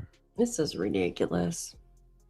It's expected to be inputted into CODIS in the near future. What, next year? They have to. You're exactly right. They have to have, for they to know that this glove came right from the house. I don't even know what to believe anymore with that sheriff. I mean, this is. First, he said FBI that it matched, like the actual glove matched what the perp was wearing. But then he said that there was DNA found in the home from a male. Let me go to that. So it's like, it's so many stories. It's so many different stories. Eek. This is good. Mm-hmm. Okay. Oh, you got the same one, yeah. Where did Brian do this? Is it with the woman or is it with the guy that he did the DNA with? The guy. It's the guy with the DNA. Yeah. Let me see. Brian, God bless him. He's been there going on almost 3 weeks. Mm-hmm. Where is it at? Give me a second. I got it. You got it? Okay. Yeah, that was a really good video. This one right here is what, yeah. Very, very good video. Break-ins in this area as well. So, I mean, it could be from any one of those things. Hopefully it's related to the Guthrie kidnapping. or incident, and they're able to get some DNA out of it, and it breaks the case open. But I understand it was found a couple miles away. Hopefully, as he's driving away, he throws his gloves out the window. Maybe we'll get a lucky break, but there's a lot of possibilities. It just seems like that would be a dumb thing to do, though. I mean, if you're the suspect, yeah, why wouldn't you bury them or hold on to them? Yeah, there's no proof of very unusual. He seemed to be very prepared and very careful, at least on the video that was released, and so it would seem. Oh yeah. I mean, here's the thing: if you've gotten, if there's been 6 letters taken, 6 thing, you can't be given $250,000 or $100,000 or whatever to everybody when they're not giving any proof of life. They're just most likely exploiting the situation. So yeah. Who was seen on that funny video of social media where guy is running through Tucson throwing out black gloves? Yeah, Nerdy made that, I think, or anyway, shared it. Very out of character for what we're able to see, but hopefully we'll get lucky. And you are a sergeant with the Pima County Sheriff's Office and also the union president. Yes, sir. So you're able to talk to us about Is this some of the these DNA issues guy? with the department because you're protected. Correct. By which is why we haven't really been able to talk to anyone else within the. Yeah, I can speak I on thought matters this of was public the DNA concern. guy. Yeah. Or is it the girl? The No, DNA. this is really good. I know, but I'm talking about the DNA. Is it the woman? Okay, thank you. It was the woman. Okay, we'll come back to that. I want to see. Oh, okay. The blonde, right? On this latest Yeah, information who's that we talking got from the about FBI regarding the DNA on the Many glove videos and today. also Here we the go. DNA in Nancy Guthrie's house. I'm joined now by Cece Moore. It's nice to see you, Cece. Nice to and see you. I think it's quiet out here. Hopefully I'm Oh, I outside know Nancy her. Guthrie's house, so sometimes it gets a little noisy out here, but I think it'll be okay. Just a lot of people in the crime community know you, obviously, but just for people who don't know you, tell me a little bit about your background. Well, I'm one of the early pioneers of genetic genealogy, and then that transition into using it for law enforcement purposes. And I am the chief genetic genealogist at Parabon Nanolabs. My small team and I have helped law enforcement solve over 365 cases now. So I think we've really proven the power of investigative genetic genealogy. For sure. So I'm glad you're the perfect person for me to talk about these latest developments with Nancy Guthrie. The first thing I wanted to ask you is this new information that came out from the FBI about this glove that was found 2 miles from Nancy Guthrie's house that they found some DNA on, and they're going to put into CODIS, I guess, after they finalize the testing. What do you make of that? What does that mean?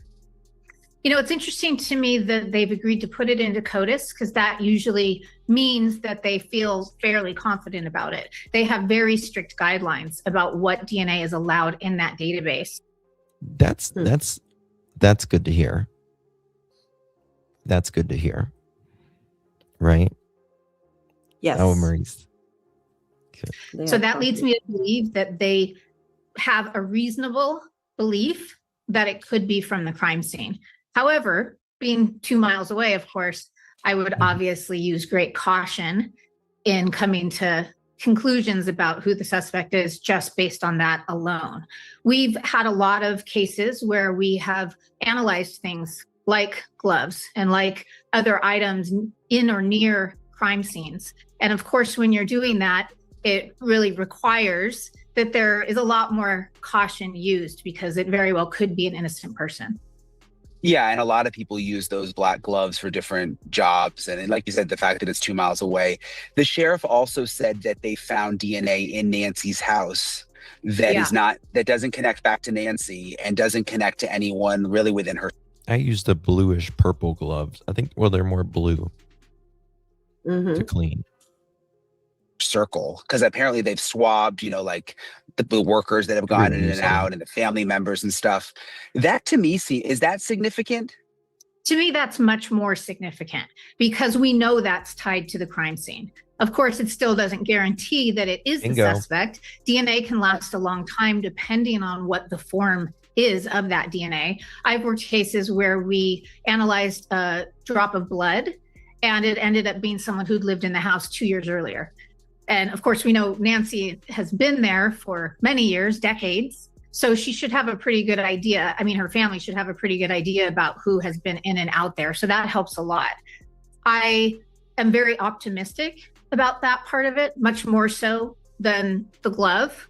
And I think that if they really do have that alien DNA there, that DNA that they are not able to tie to any known person, that could very well be the answer to this case. And I'm told that with some of these people that they've been questioning, you know, they've done some search warrants over the last week, that they are swabbing them also for DNA. Yeah, makes perfect sense. How does that work? So what, then they will go and compare that to? Absolutely.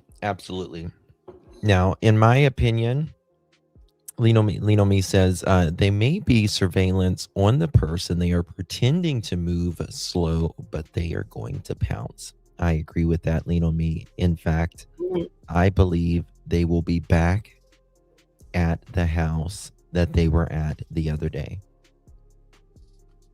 In my opinion, I believe they'll be back. The one they raided? Mm-hmm. Yep. I do believe they'll be back, in my opinion. He does have good hair, doesn't he? I know, and he looks really good in like gray. Mm-hmm. He looks really good. Not a lot of people can pull off gray. Yeah. I know I can. But some people just go gray, you know, like Brian's not old. And they just go gray really quick and they go white and then they just look good in it forever. Mm-hmm. Sorry, way off subject. He's has a George Clooney vibe. Oh my God, George Clooney's so fine. Okay, y'all stop. Let me get back on Well, this. at least they're not talking about stinking food. They're always talking about food. Yeah. Making me hungry. But I do believe that they will be back to that. I think this was again, this was an FBI warrant. This wasn't like the previous one.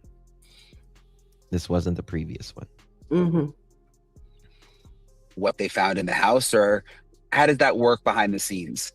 Right. So that is using the traditional law enforcement DNA analysis that they have used for decades in cases like this.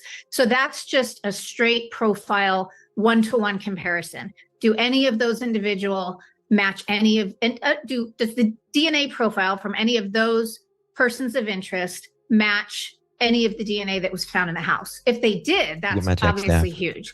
Even if it matched that glove, that could be really telling, right? Because that's unlikely to be a coincidence then.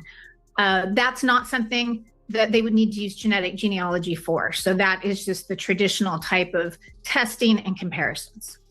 How long does it take to get results for something like that? Like if they go and do a search warrant and swab someone, Miss Holly. how quickly could they know if it connects back to the DNA on the glove or the DNA in the house? Darling. Well, that could be very quick because there's such a thing as rapid DNA now. And I'm sure they are using it in this case since it is so timely. And with those, you can create those law enforcement profiles, the type of DNA that's entered into the CODIS database, very quickly, almost immediately. And so that's something that they should have results on extremely quickly. And when you say quickly, is it like hours? Let me hear even? this. Yes. I need to go back. Hours. Okay, so I'm just thinking because this that's not something that they would need to use genetic genealogy to match any of the one campaigns in cases like this. So that's just a straight profile, one-to-one comparison. Do any of those individual? See, that's why I said, like the one-to-one, like if you're just comparing the DNA, if it matches, it's instant almost. It's almost instantaneously. Have you ever seen like on crime shows where there's like different markers and they line them up and they match? That's DNA. They're looking for those markers. It's what they can pretty much, you do it visually and match it even. Match any of, and does the DNA profile from any of those persons of interest match any of the DNA that was found in the house. If they did, that's obviously huge. Even if it matched that glove, that could be really telling, right? Because that's unlikely to be a coincidence then. That's not something that they would need to use genetic genealogy for. So that is just the traditional type of testing and comparisons. How long does it take to get results for something like that? Like if they go and do a search warrant and swap someone, how quickly could they know if it connects back to the DNA on the glove or the DNA in the house? Well, that could be very quick because there's such a thing as Yeah. Lean on me. Yeah. That's something that, again, in my opinion, he's not off my radar either. He's not off my radar either because, again, this is a very, very, very high profile case. Number one. And I don't think that they just got there coincidentally. And his interview that he did, he's like, he's like, I'm going to go to prison forever or something like that. For And I life. thought, Yeah. yeah, life. Like they're going to send me to prison for life or something. I'm like, And yeah. And then he says, all they got on me is my phone. yeah. What is that? All they got on me was my And phone. again, it makes me think that What else? Yeah. What else did you do? there's more in a group here that Mm-hmm. Yeah. this was not done alone, in my No. opinion, at all. Yeah. rapid DNA now. And I'm sure they are using it in this case since it is so timely. And with those, you can create those law enforcement profiles, the type of DNA that's entered into the CODIS database very quickly, almost immediately. And so that's something that they should have results on extremely quickly. And when you say quickly, is it like hours even? Yes, hours. Okay, so I'm just thinking because this latest raid was on Friday night. It's now, when we're doing this interview, it's Sunday. There have still been no arrests. So maybe they've already gotten the results by this point. They may have. It just depends what technology they're using. Typically, it would take, I'd say, overnight, a full day if they're using the traditional crime scene analysis. But if they're using one of those rapid DNA analysis machines, which I would be very surprised if they weren't, that is very, very quick. So they would already have answers to some of those questions, I imagine. If they've sent everything so far to this lab in Florida, which the sheriff's department uses, if they do a swab of someone here, do they then have to send it to that lab? Or can they do something here where they just compare it? They could do something there if they have the rapid DNA machine there. So the private lab, the outside lab. Very interesting. Very, very interesting. They could do it there to compare that. So, what type of DNA do you think they actually found inside Nancy's house? Blood, skin cells, semen? Like, I hate to even say that. I think it was either some touch DNA, some skin cells. Saliva. Yeah, I think it was probably touch or skin cells kind of thing. Most likely. The saliva from the light thing was smart last night, though. What the one lady said, she talked about the bite light. Yes. And right there would have been saliva if they put it in their pocket. If their saliva would have been on their glove. And I'll be honest with you. I think Nancy was, I think, she wasn't mobile, but I think she had, I think that she didn't go,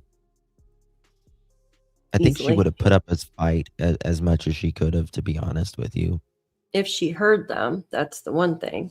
They could have snuck up on her and then immediately tied her up or something. And yeah, Which I didn't get your text, Sassy. No, I didn't. Maybe did you send it at 6:43? I remember that. I remember hearing something that their machine was down or something in the beginning. All that, yes, their machine, their rapid machine was down. And that's another. Can she get another one?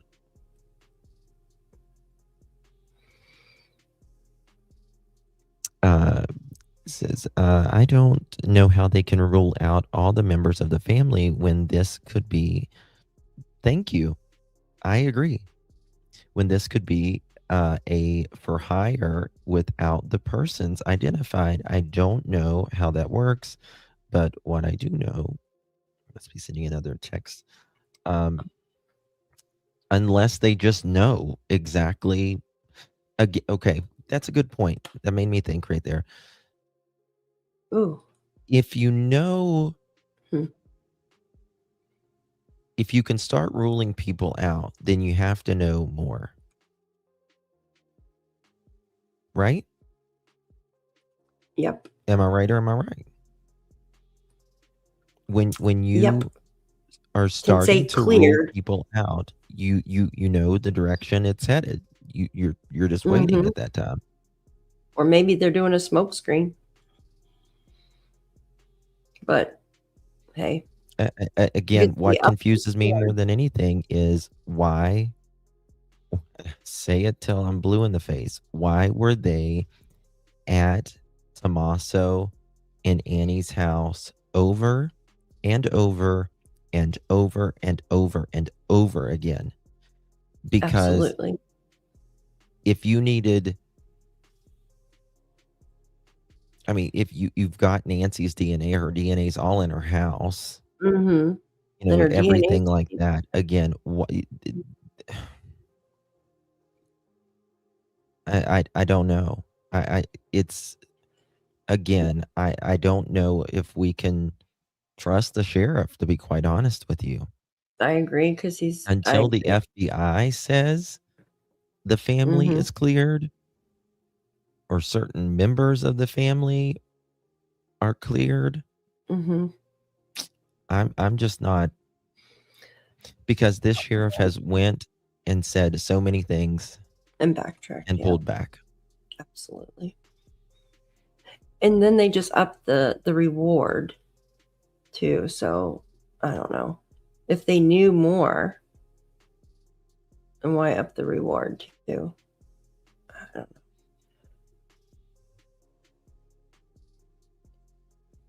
I guess I can go both ways, but still. See, legal says they were at Annie's house to clear their alibi. I don't think you need to go 5 times to clear their alibi. Or do you know? It's possible someone followed them to Nancy's house home from Annie's. Yeah, that's possible, but why are you looking in their backyard? And 3 blocks away from their home.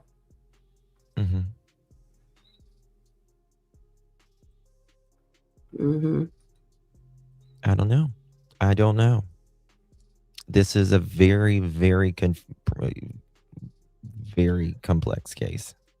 Also, it's like he cleared everybody in the family the day after there was allegedly like some kind of, I don't know if it was a letter or a text or something sent from the family to the sheriff.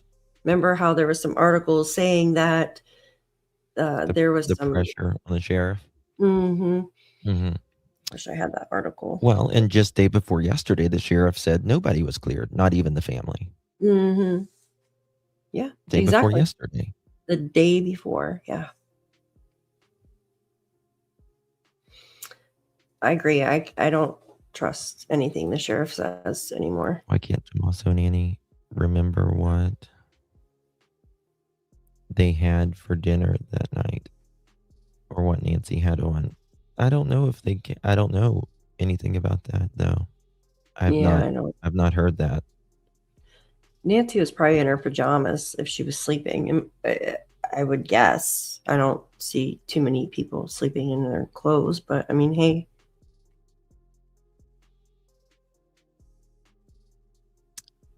I mean, I would have walked my 84-year-old elderly mother-in-law in, but that's me. maybe she didn't. I'm just trying to give benefit of the doubt. Maybe she didn't want that kind of things. No, I'm independent. I can do it on my own. Yeah. Well, and that's just it, Justin. Where's the timeline at? This and the time difference too. So if she had trouble walking to the end of the driveway, right, she's probably walked slowly. And it says that family drops Nancy off at her home at 9:48. 9:49 garage opens. So they pull up in the car at 9:48, right? Mhm. She opens the car door. Garage door opens at 9:49. Garage door closes a minute later. So within 2 minutes, she's in already with the door closed. That's quick. A lot can happen in 2 minutes. You'd be surprised, even for. I don't I think a know. lot can. It takes me like 2 minutes just to get out of my freaking vehicle. I don't know, but I can tell you one thing. Of course, whatever vehicle Tommaso dropped them off, they're going to make sure that the software says that door opened at that Yeah. specific time. And I don't mean the garage door. I mean the car door. The car door, yes. And then what kind of vehicle did they drop her off in? Is it an SUV? Because she'd probably need help trying to get out of the SUV. I mean, unless she said, no, I don't want help. But Yeah, well, Tommaso dropped her off. Is this a usual thing for Tommaso to drop her off as well? she dropped her off. Did he see anybody around in the area when he dropped her off? I mean, and the person being there for a long time, right? They were there for like 40 freaking minutes. Yeah, which is The perpetrator. Is extremely rare. It means they're comfortable. It means they're very comfortable. They know that the popo aren't coming. Exactly. They And know, and it's that's a lot of times makes me think, oh, was she alive when she went out? Yeah. Because nobody heard any screaming or anything that we're Nothing. aware of. And but again, okay, let's think about this. If one or more perpetrators there for 43 minutes, Mm-hmm. and they are, whether, let's say, heaven forbid, that they did something to Nancy there, that she was unalive, right? Mm-hmm. Why didn't they take some stuff that we're aware of to date? Nothing was taken. And some people might be like, well, they were probably scared. Because something happened to her inside. So they were trying to get rid of the body. But if there was two, see, that makes more sense that there was two to carry her out. But if you're there to steal stuff, you're going to be quiet as possible. And I don't even think she would have heard anything because her hearing aids were out. But hey, I don't know. And they're going to get in and get out. If they hear someone saying, hey, what are you doing in my house? They're going to freaking run out. They're not going to deal with someone. Mm-hmm. Thieves are quiet. They come steal stuff and they leave. They don't want to interact with you. Mm-hmm. Yeah. Quick as thieves. That's where that saying comes from. The important thing is they knew from jump that this was a crime, and homicide was there from jump. Mm-hmm. Right? From the beginning, which means something had to be obvious. Yeah. That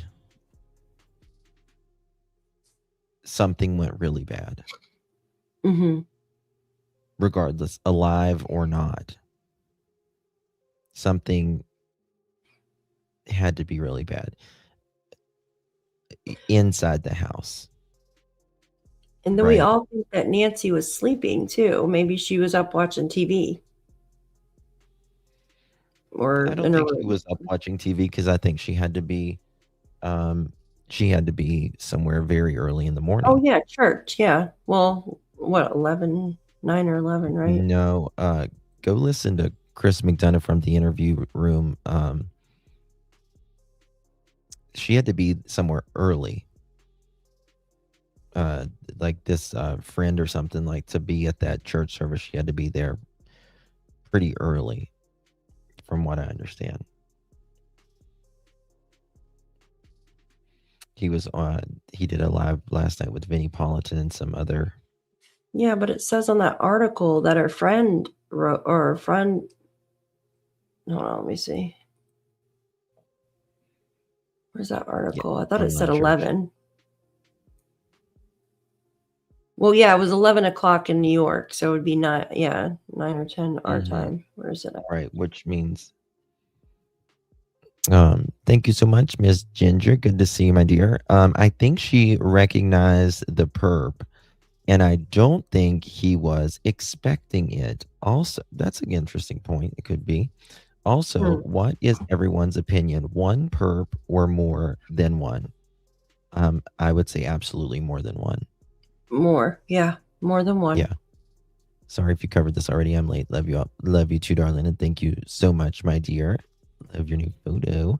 I think she recognized the perp. And I mean, that's a point. That's a point.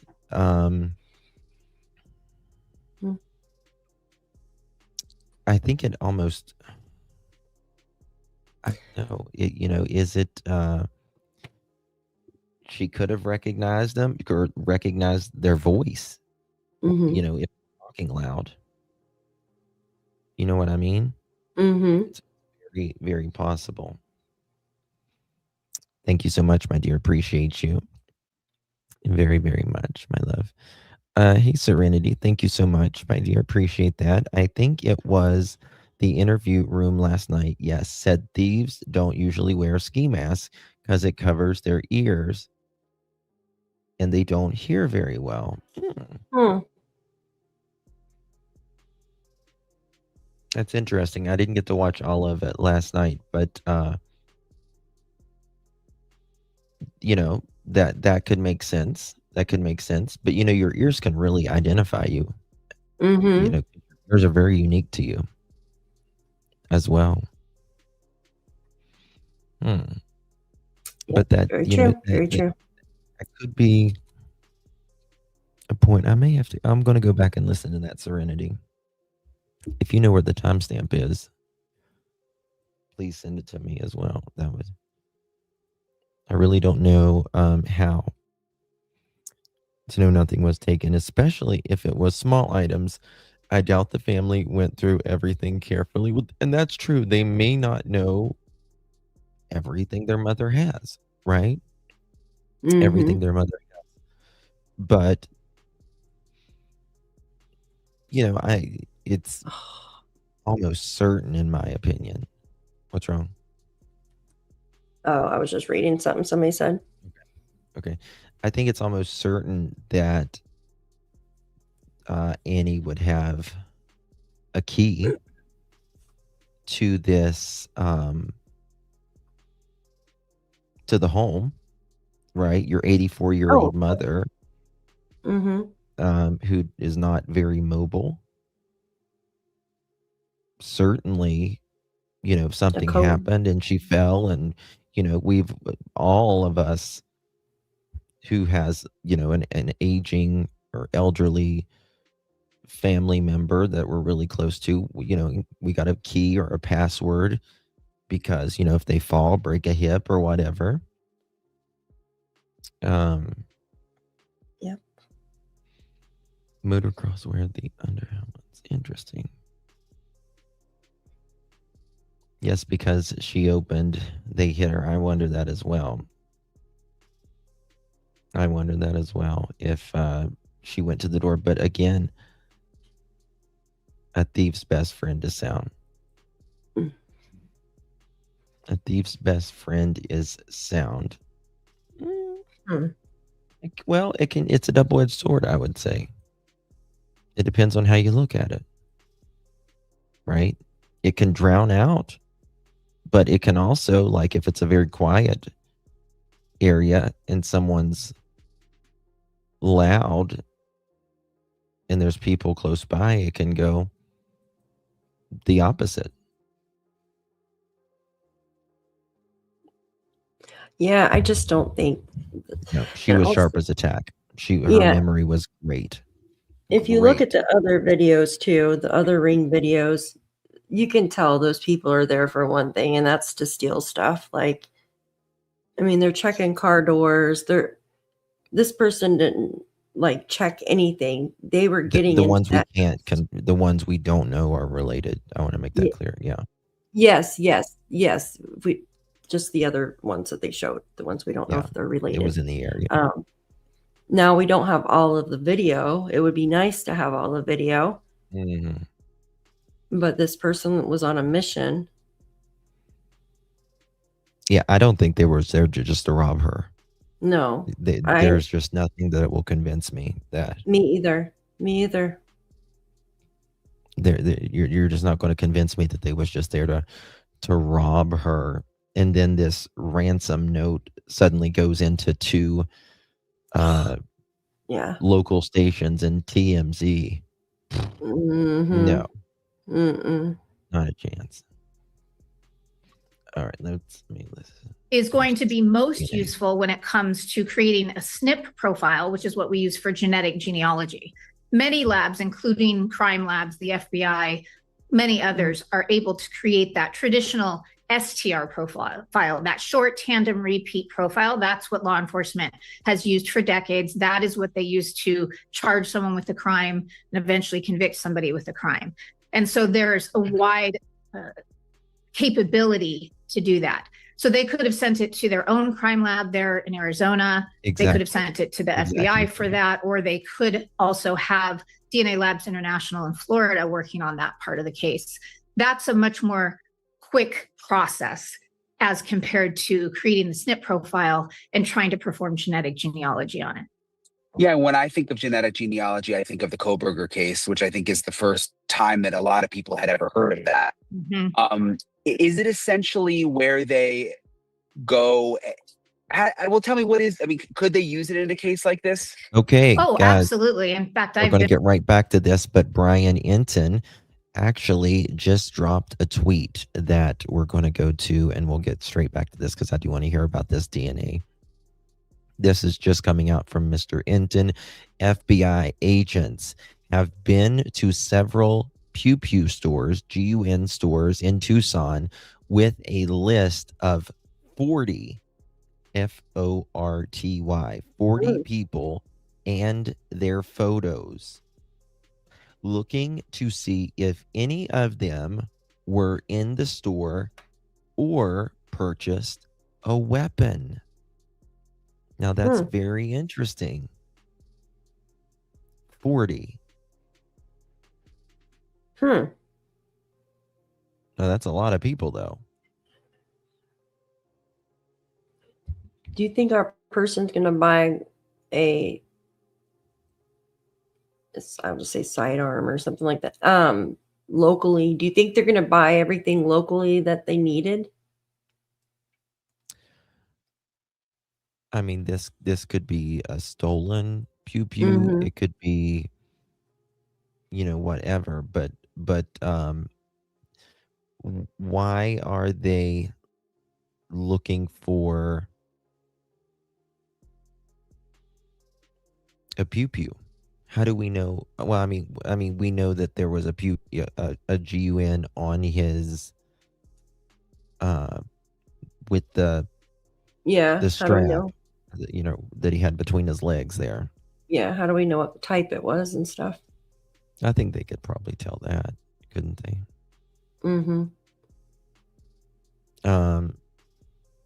They came to Europe. Was there residue inside the house that we don't know about? We've never been told if there was one used inside the home or anything like that.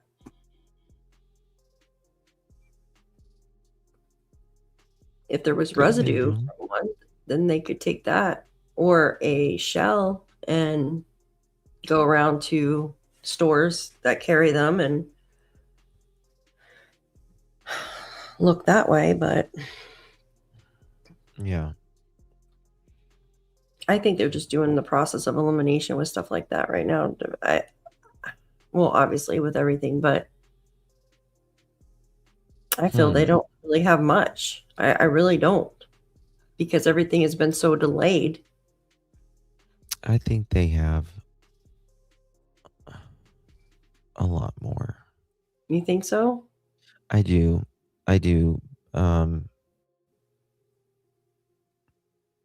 Yeah, I do.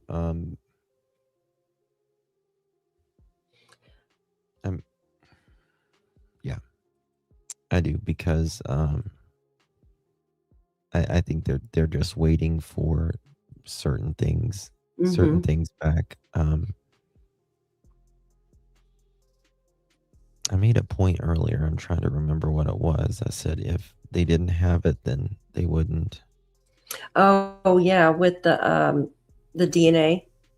If they wouldn't if they didn't get DNA from the glove, then they wouldn't. Oh, I'm trying to remember what you said too. I know what you said, but it's hard to put into words. What it was, but I'll think of it in a second. Been waiting for that to happen, just hoping that there would be DNA found that was not tied to any of the known individuals from the home, because that will solve the case if nothing else does. It's just a matter of time then. If they have that DNA, that person who left that DNA will be identified. So the stranger's DNA in the house, they could figure out who that person is, even if absolutely, yes. Just they could come up with it almost out of nowhere. Even if none of these others. Yeah, it's not out of nowhere, but it is a highly reliable method of reverse engineering somebody's identity just from their DNA. So if someone leaves their DNA behind at a crime scene, then they absolutely can and eventually will be identified through investigative genetic genealogy. What is going to determine how long that takes is what population group that person is from. So if their ancestry is from Latin America and they have recent immigrant ancestors, it'll be much more difficult to identify that individual. So it could take a lot longer. We have a lot of those Hispanic cases, and they tend to take weeks, months, or years compared to somebody who has deep roots in the United States and primarily Northwest European ancestry. Is that because if you are Hispanic and your family just came here recently, you're not in as many databases? You don't have distant relatives in as many databases? Exactly. Now, they could get lucky and there could be a close relative in the genetic genealogy databases, but that's really unlikely. And that's because despite the fact that over 50 million people have taken direct consumer DNA tests, for law enforcement cases, we are limited to the 2 or 3 smallest databases, which is less than 2 million people. And I'm hearing a lot of misconceptions out there. People are saying they can use Ancestry, they can use 23andMe. That is not true. Ancestry, 23andMe, and MyHeritage, the 3 largest consumer DNA databases, have barred law enforcement's use. And there are 2 well-known databases, GEDmatch and Family. I did not know that.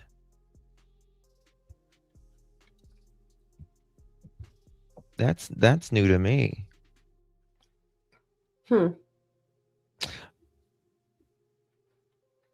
That's interesting though, because see, I've been a 23andMe member since 2012.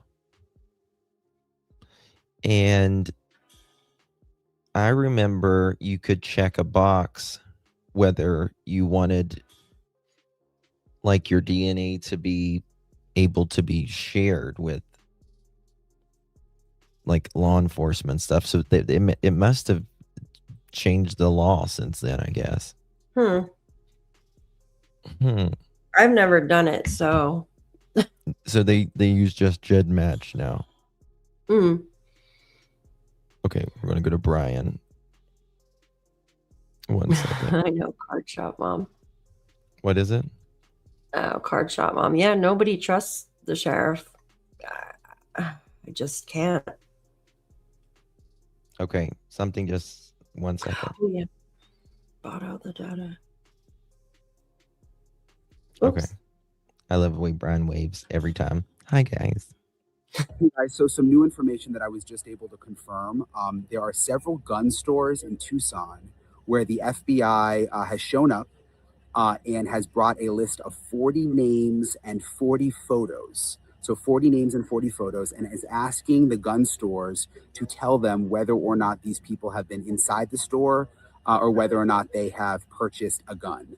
So this is brand new information. I don't know if that means that there's 40 suspects or persons of interest, or if they mixed a couple of names in there. That I don't know. And confirm that several gun stores say that that the FBI showed up with a list of 40 names and 40 photos and asked them to confirm whether those people have been inside the store or whether they have purchased a gun. And this is in the Tucson area. So that's pretty significant. Again, as the investigation continues, we're waiting on the DNA evidence.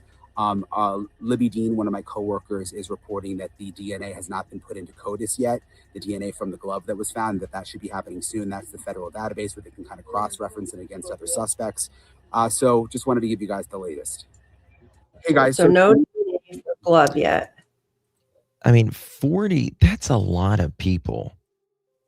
What could the 40 people be? Just maybe people that have been arrested before, suspects, that people they. But this is the thing. Like, if there's 40 people that they're trying to.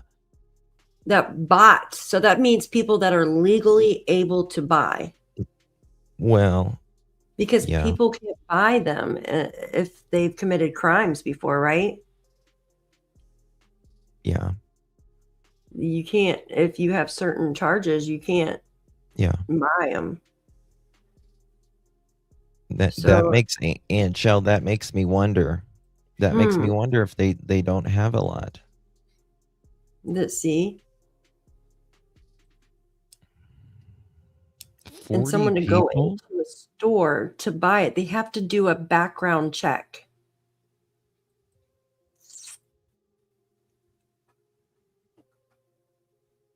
No, even people that have the DV or any kind of any felony, any felony. Yeah, or any misdemeanor too, with any kind of no, DV not or anything. misdemeanor. Misdemeanor you can buy. Well, certain states you can't.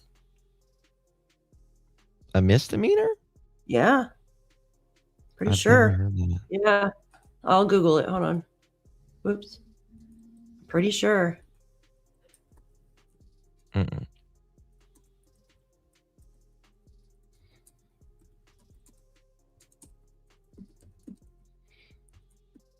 I'm trying not to type loud. A misdemeanor can be well, battery, simple battery. Let's look up that. Hold on, let me see. It's only felony. I'm pretty sure on that. Provided it was not a okay. In Arizona, you can generally buy it with a misdemeanor simple battery conviction, provided it was not a DV violence and you are not otherwise. Well, I think you can have a DV violence. Let me see. With a. It's got to be a violent crime. So any violent crime. Well, misdemeanors are violent crimes too, aren't they? I don't know. If you were convicted of not DV offense, serious.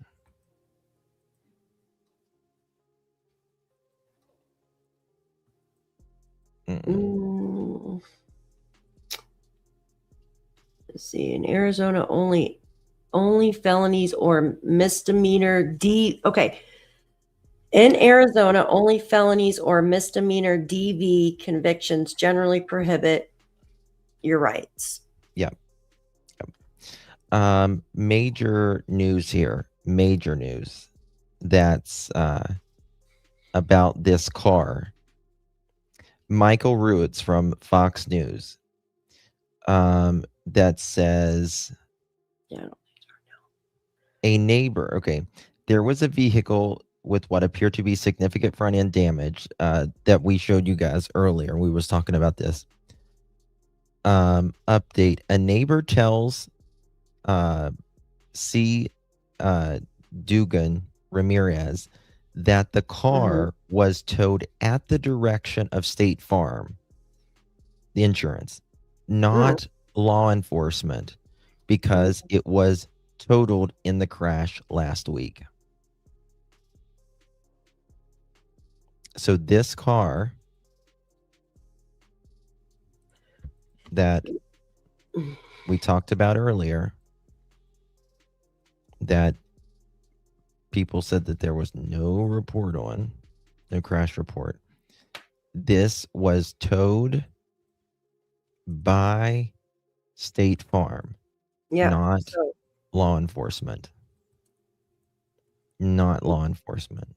I'm trying to clear any misinformation out as possible. You know what I mean? Yep, because we didn't know before. So now we know. Yes.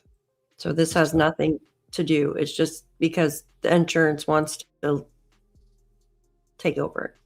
Wait, yeah, it's totaled. It's totaled now. And I will say that Michael Ruiz is a really good source. Yeah, I follow him too.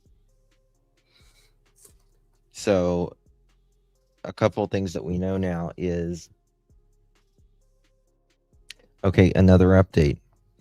The neighbor tells me the car's owner is, quote, pissed, end quote, about Friday night raid. And his mother is upset because she doesn't know what's going on, but everyone wants Nancy Guthrie found.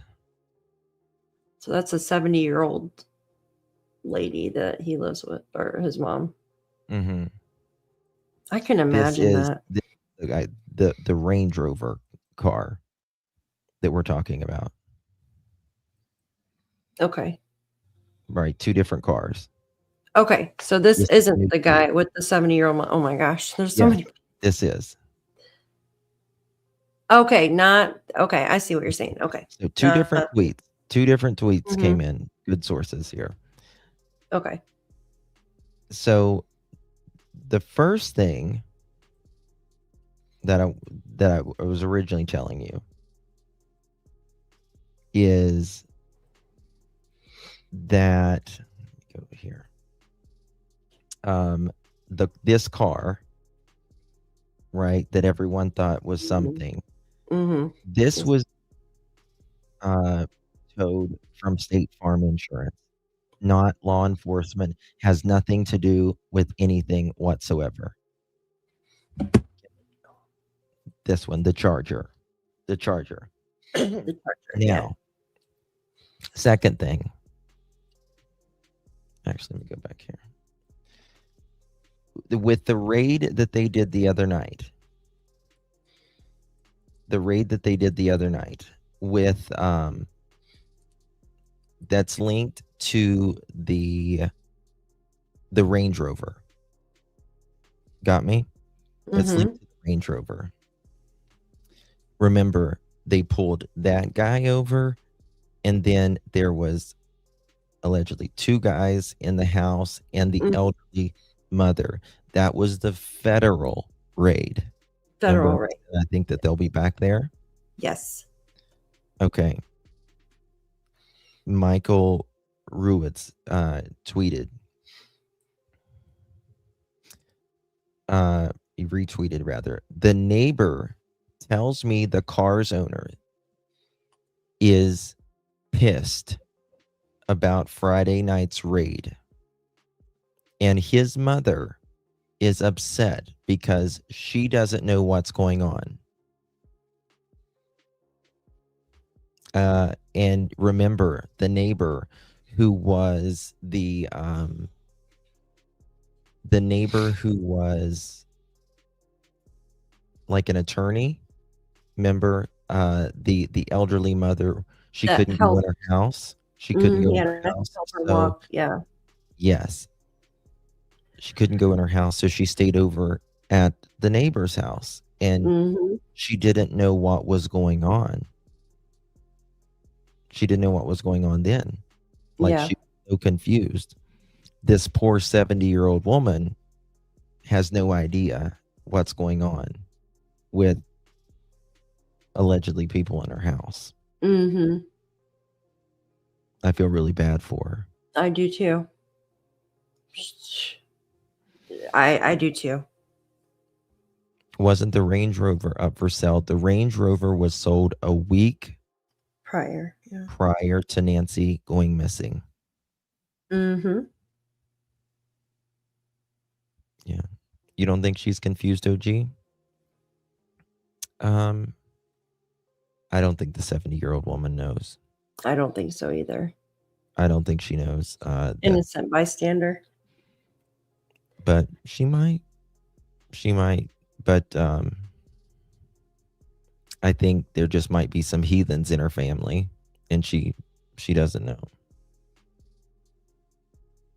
Absolutely, Ratui. The FBI must have evidence to raid that house. Mm-hmm. It's a federal warrant. I think the car too. Say that again? The car, the Range Rover, has a big part in it too. Absolutely. That car place, where they bought it, I don't know. Something's up with that too. Just gives me a bad feeling. I don't. She might be a counselor. But because she's, in my opinion, because she's a counselor or a doctor or an attorney, I'm telling you,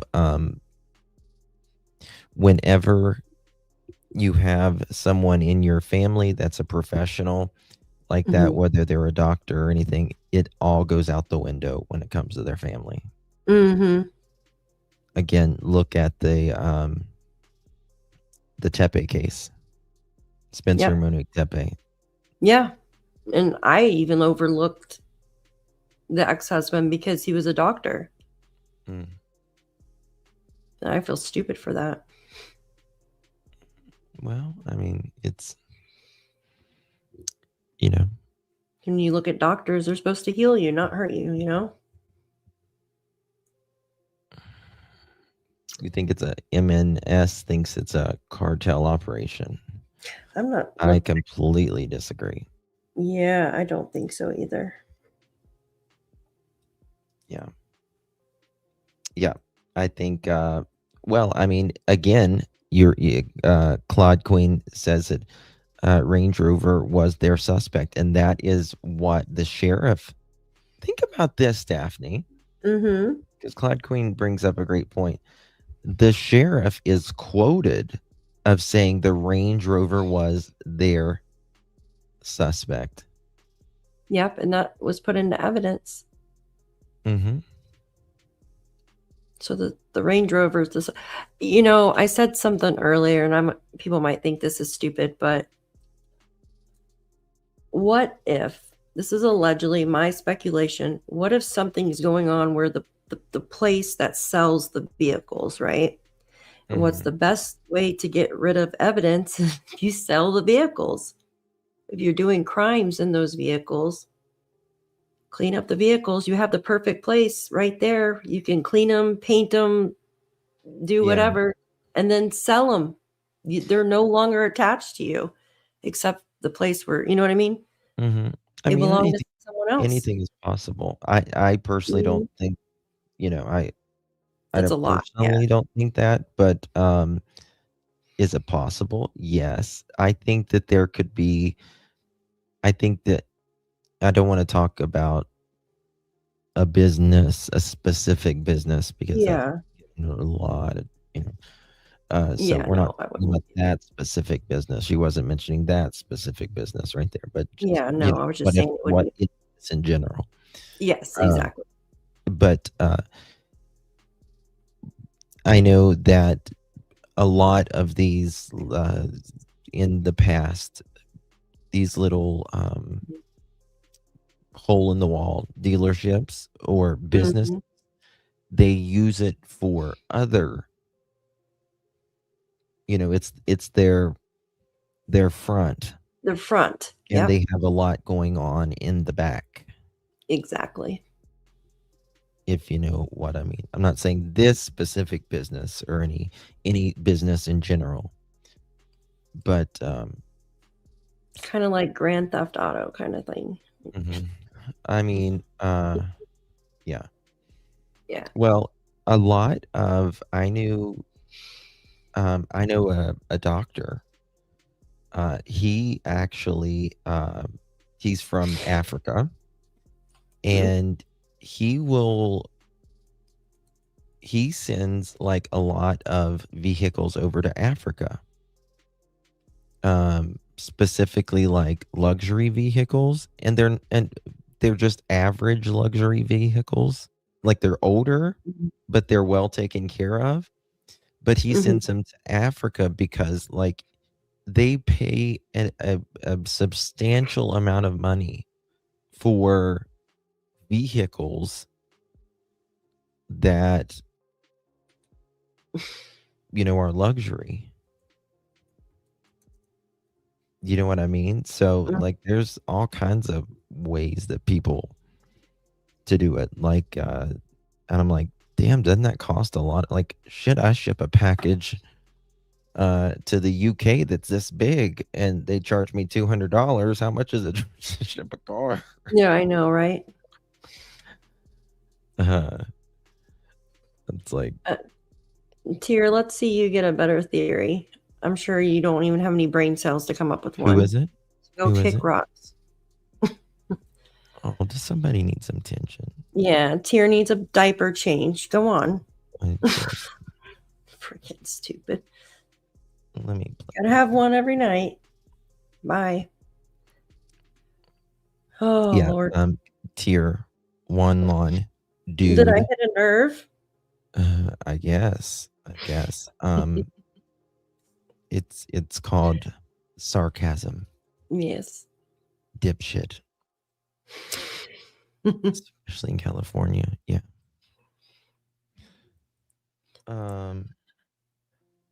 17 times. What do you mean, Brian? We're gonna have a tier. We're gonna have a tier because of tier. Just a TEAR. The dealership takes me back to the Bite Light and the nitrate gloves. Ooh. Yes. Good point, Anne. Could the Range Rover owner be connected to someone at the dealership? And in my opinion, I'll say this. I'm not saying that these people are related to a crime, but I will say that I think there is a connection as far as relationship goes. You know what I mean? Like family members, yes. And if you have a light like that, think about that. You could look in little parts of the car or cleaning little parts of the car. Yeah. You got gloves, obviously. People who clean the cars and work and all that. It is possible. Yeah. Yes, Annette. That's what they're used in. Rhonda says, I wear the same gloves and I work with resins for my jewelry and artwork. That's amazing. I love resins and stuff like that. In the email that just came in, if the email that just came in is accurate and the person emailing TMZ is a person who has been found guilty of a crime, he is probably in the know of the other offender, and since he states Mexico, maybe that's, I don't know. Hold on, let me see Matt. He says, yeah, they're not hard to find, those black gloves. I mean, they're everywhere. oh no, they're absolutely everywhere. I kind of want to know how many pairs he had on.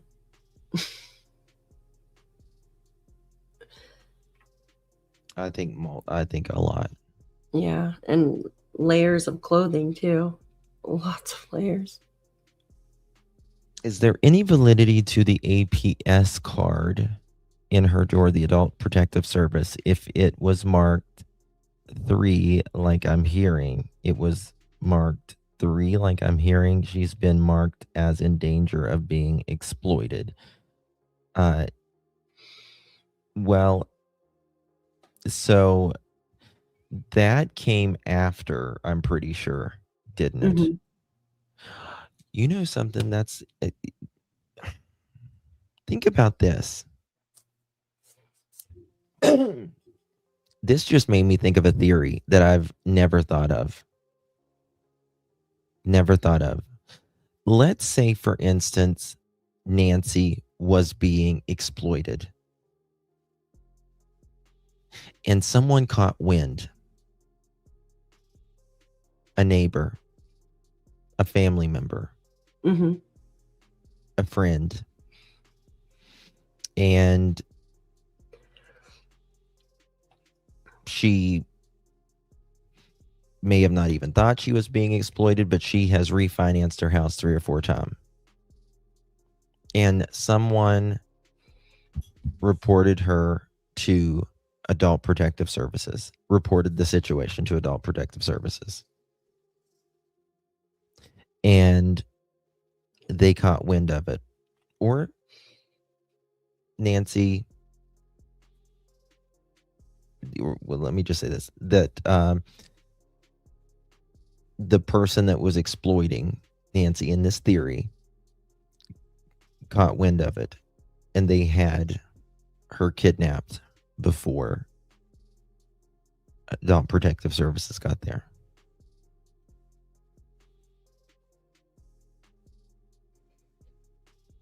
It could. That's a stretch. Is it? Is it? So think about this. Someone has your mother, Mhm. right? And it's your cousin or your, uncle by marriage or whatever, or a Mhm. neighbor. And they keep getting money off of your mom. And you keep saying, Mom, stop. You are draining your fucking pockets. Got me? It happens every Mhm. day. That No, happens it does. every day. Mhm. You can't help them anymore, Mom. You've paid through them through rehab, or you've heard every story in the book. Yep. Right? Mhm. You don't stop, Mom, I'm going to get law enforcement or someone involved.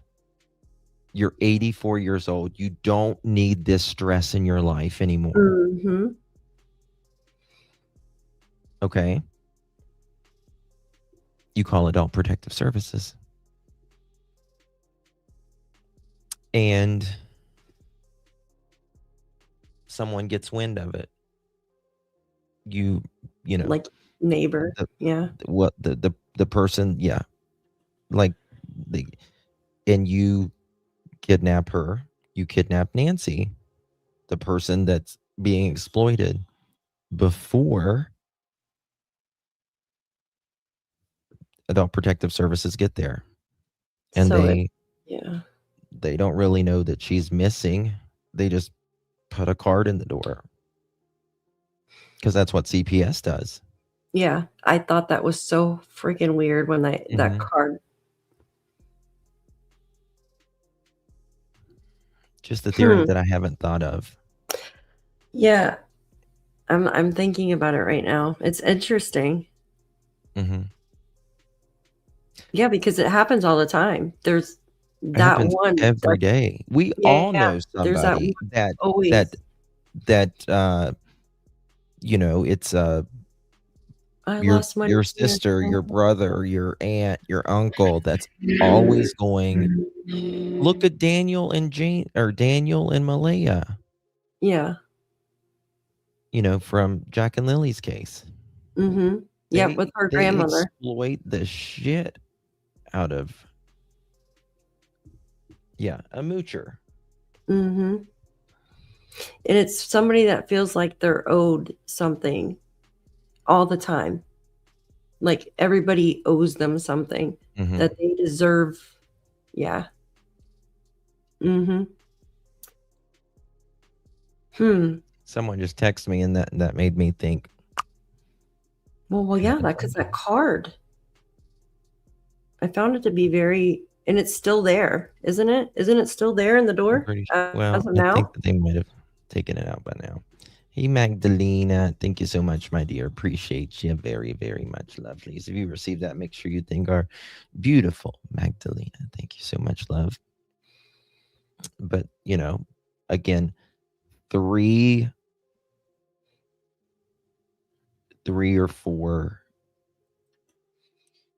refinancing. And this is the thing. If someone who feels like they deserve it, or you've told them yes, yes, yes, yes, and you finally have to put your foot down. Yeah, you have to cut them off. Right? Or you say to the person that's coming, I cannot give you any more money. My daughter or my kid or my brother or my whoever said I cannot do it anymore. They're going to call the police. They can see my account or whatever. You don't know who can see whose account either.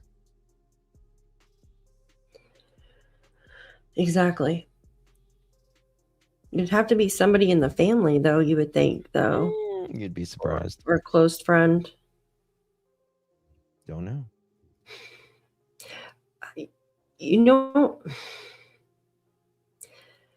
I wonder how many neighbors actually that live around her actually went to the neighbor's house for church services.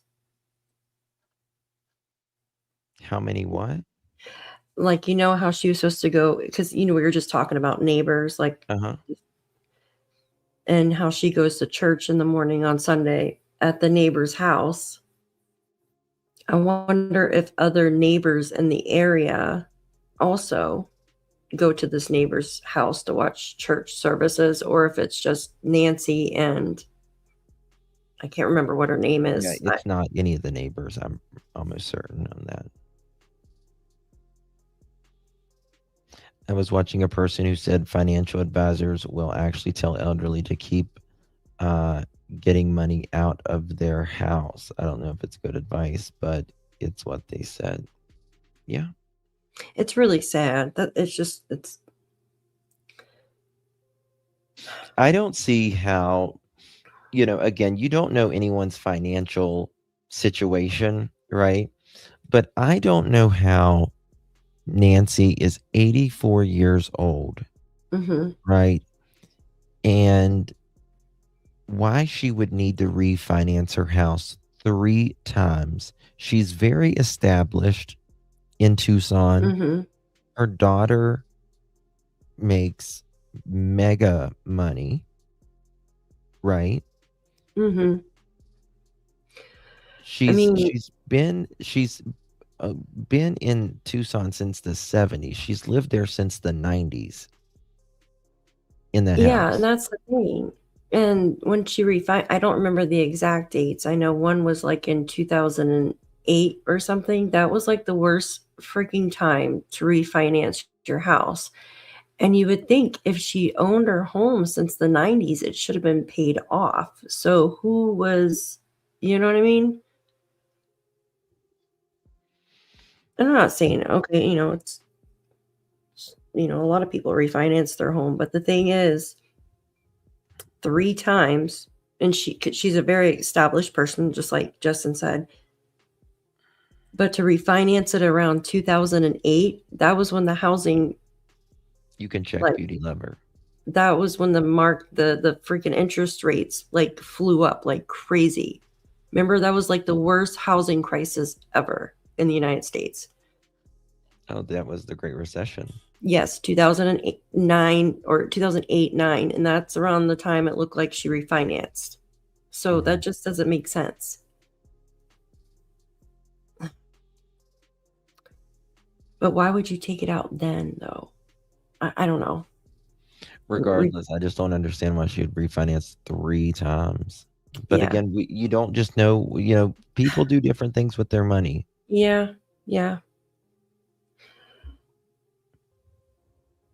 Yeah. I've my first feeling I've had with this case, and I still have the same exact gut feeling. I feel that what Justin just said with the whole someone that feels like they're owed something or something in that matter, and they were left out of, I don't want to say will, I don't know. Because usually in a will, it's family members, and we just were told that the family was cleared. But could it be like a close friend of the family that could have been expecting something or needed help from, or Right. somebody counseled, or somebody close to her that she met at church that just kind of snuck their way in? Yeah. I don't know. Thank you, Thank Golden you, my Pearl. dear. Thank you. According to Kelsey, my mod, she says financial exploitation may consist of unauthorized use of funds, coercion for assets, misappropriation of resources, or improper management of individuals' financial benefits. Financial exploitation is the #1 crime against seniors. Yeah. My uncle, when my grandmother was older, they gave him power of attorney, and he literally spent all of her freaking money. She went to go shopping one day and she's like, I have no money in my account. Yeah. So it happens all the time. It's so sad. And makes me so mad. But it really is. So I'm wondering if something like that did happen, where she just put her foot down and said enough's enough, or another family member or friend said something to her about it. It's got to be. Has to be something. And I feel like Bitcoin is a big thing in this too. I feel like maybe they lost a lot in that. I don't. That's funny. I've got everyone calling Tommaso Tomato now. Everybody. They were throwing tomatoes in JLR's chat earlier. Oh, it was so bad. The whole chat was orange. I do that. Like sometimes if I can't remember someone's name, I think of a certain thing, and that's Yes. You're you say so tomato, funny. I say Tommaso. That's how I remember his name. I remember in the beginning you were like, and that's how you remembered it. Yeah. Sassy text me. Or insurance reasons. Life insurance. Remember what we were talking about earlier with the, I don't know. Hold on. What is this?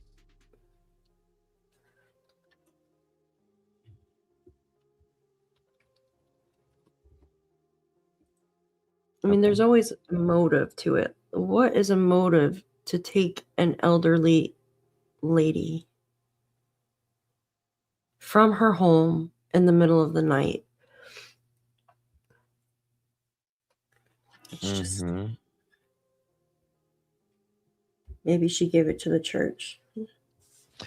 Boy, this is interesting. Nano accused of interfering with mansion party bust for chief's deputy family in 2016.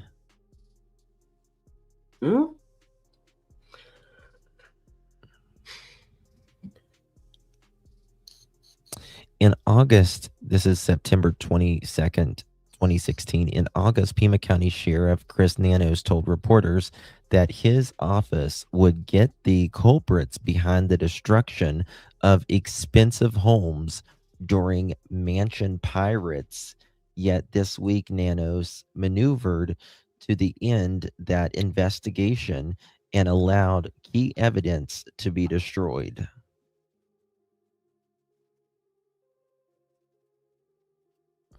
It isn't the first time that the Pima County Sheriff Chris Nanos has been accused of thwarting an investigation on behalf of his chiefs.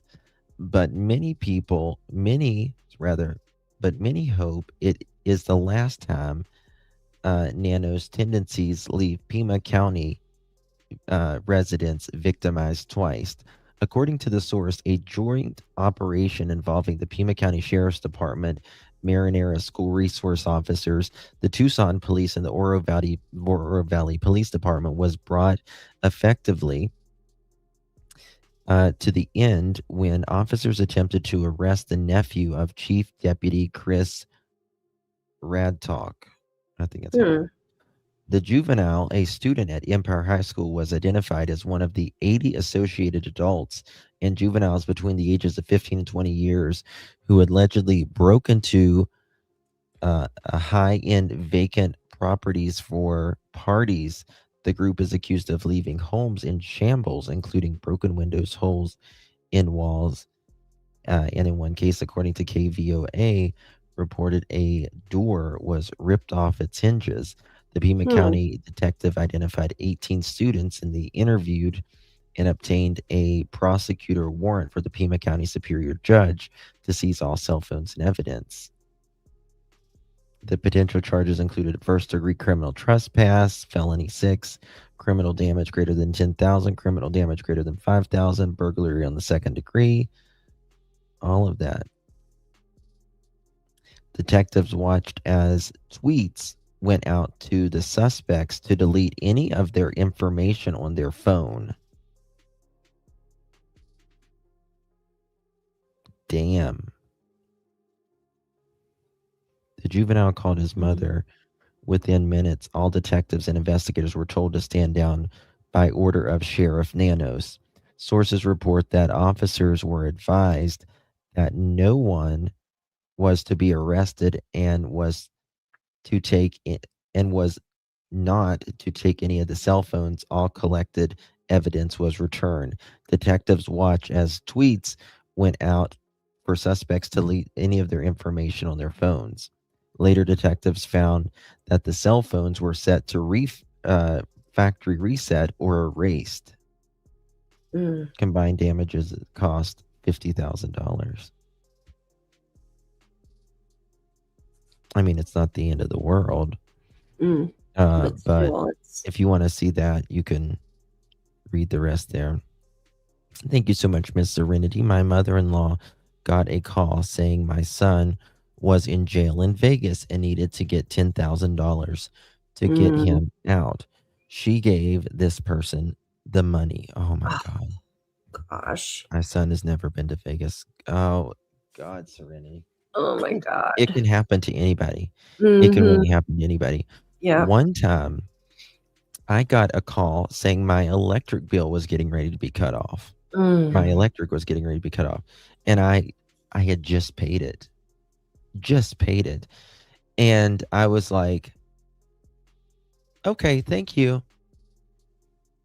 Click. And then I called the number back. And it was spoofed. Yeah. They've been doing that. It actually called someone in Nevada. Or it was Nevada or California. I can't remember. And they were like, I've been getting calls all day. Oh. And it was like spoofed to go to this one phone number. And I was like, I am so sorry. But I certainly reported that. Oh, yeah. You got to be careful. I have my bank number call me, right? And someone was like asking me, and they sounded so professional until they said, oh, what's the last user name and password you used on your account? And I knew right there it was fake.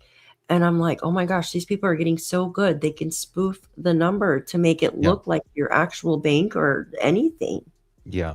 Just say you'll call them back because don't ever feel under pressure to obligate to, I don't care if it's a bill collector or who the hell it is. Don't feel, say, okay, I will check this information and I'll call you back. Yeah, exactly. Yeah.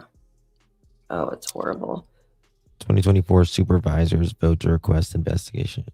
I think it's not good. I'm not sure if it's gonna work out good for him or not. There's a lot of investigation going on. Mm-hmm.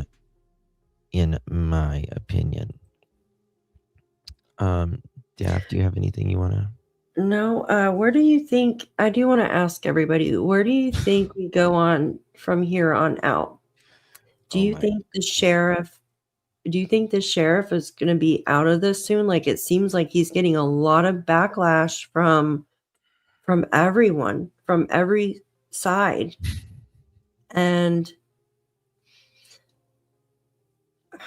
do you think that they actually, I mean, I know Justin believes that they have more than what they're leading on.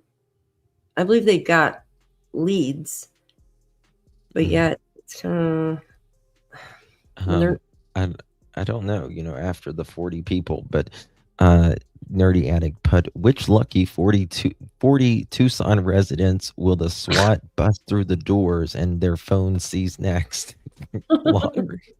I'm glad I don't live there. It's not funny, but it's funny. You know what I mean? Yeah. No, I know.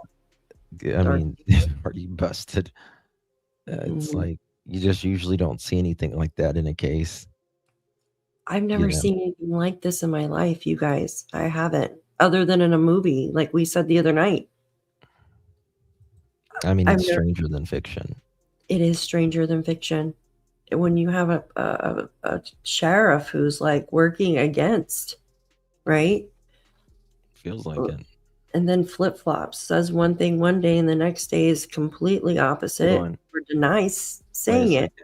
And then the news take it down.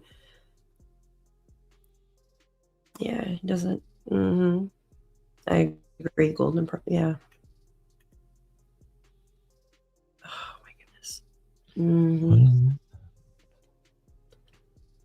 Fox is saying this right here. 1 second.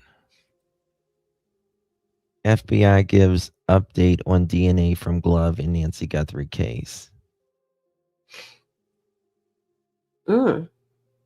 This just come out 1 hour ago. It says an FBI official told Fox News Digital DNA recovered from the glove believed tied to the suspect in the Nancy Guthrie case is still ongoing quality control testing in the private lab. Okay, we gotcha.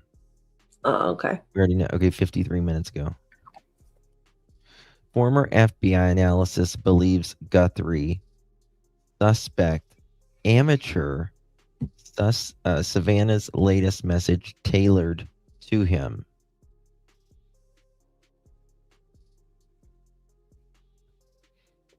Sheriff says investigators stuck on motive in Guthrie case.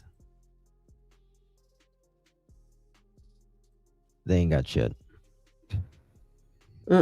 Exactly. That's what I'm saying. Oh, was somebody being a troll? Oh, it was that tier person who I think I know who it is. Thank you, Robin. You are amazing. You're amazing, Robin. Thank you so much. I think it was my stalker, Trolls actually. happen everywhere. We give them love. Yeah, I know who it is. Yeah, it's the wrist to me. Yeah. With the tattoo? Tattoo? Brian, is that what you mean, like the tattoo? Hey, Shannon, baby, how are you? This case is like a forever dream. I know. Yes, it is. It really is. It's. Sorry. No, please. I didn't know my camera was off. I apologize. Earlier, someone was trying to figure out the clothing, and she thinks it looks like maybe the perpetrator was wearing some Lululemon, which is a very pricey clothing. Yes. Mm-hmm. Lululemon is very pricey. Mm-hmm. And a lot of women, it's more women's clothes, right? Than men. Yeah, well, it is more. I mean, women tend to like it more than men, but they do make men's clothing. Yeah. Like yoga pants, I think, when I think of Yeah. Lululemon, right, guys? Pretty much. I don't pretty own a much. pair. They're like $100 yoga pants. Ditto, Robin. Thank you, Miss Jen. You're amazing. Thank you. You guys are great. Thank you so much for being here tonight. Oh, hold on. I didn't show this. Let me show this. Wait a second. All right, so we just got a big news update from the FBI in the Nancy Guthrie case. We heard last week that they found some gloves along this road here. This is North Campbell Avenue. It runs north to south near the home of Nancy Guthrie. What we heard last week was that they found a pair of gloves. We've now learned this morning that local sheriffs in Pima County found 16 pairs of gloves. But of those 16 pairs of gloves, one in particular is especially interesting because that one may be a match to what was seen on Nancy Guthrie's Nest doorbell camera video. So the FBI says there's a DNA profile recovered from those gloves. They're testing right now. They're going to run it against the CODIS database, which has all the criminals registered in the country. They're going to see if there's a match within 24 hours. He looks so familiar to me. Uh-huh. Go ahead. Was he the one with JLR earlier? Maybe not. I don't know. We're expecting possibly some kind of lead in the case to come out of that. If not, the next step that they could do is IGG, investigative genetic genealogy. That's where researchers take the DNA profile and... This was not the guy I wanted to show y'all. Sorry. No offense, dude. No offense to him. Retired police lieutenant. Your desert in Las Vegas is a little bit different from here, but in terms of an outdoor search and rescue, what do you make of the continued searches that they're doing out here? We don't see them, but we hear that they are still out in the brush looking around. What do you make of the task that these guys that are conducting that have ahead of them? So the initial investigation, this came in as a missing person, and it was treated like that for a little while till they determined, this really is a crime scene. So the search and rescue efforts are done. The searches that are taking place now are taking place because they have developed some type of information that they are looking for a specific object or item, and they have an idea where it might be. But as you can see from our terrain, there could be a piece of evidence that's that big, and I know what I'm looking for, and it could be under that cactus, and I wouldn't know it if I was looking at it right now. So the challenges here are immense. The challenges to obtaining any evidence that could be utilized for prosecution. If it's out in this terrain, it's going to be really difficult to locate and difficult to determine if it is of evidentiary value. What is this?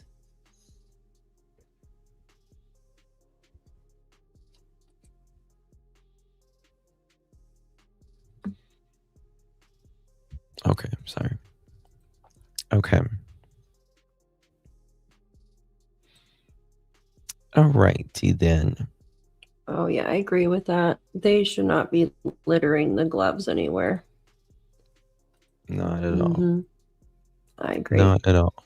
Thank you. Guys, y'all are amazing. Hopefully there will be something that comes out very, very soon. I pray. I truly, truly do. I truly, truly do. I do too. But I feel like we're stuck in this circle. Purgatory. It feels like it's like, damn.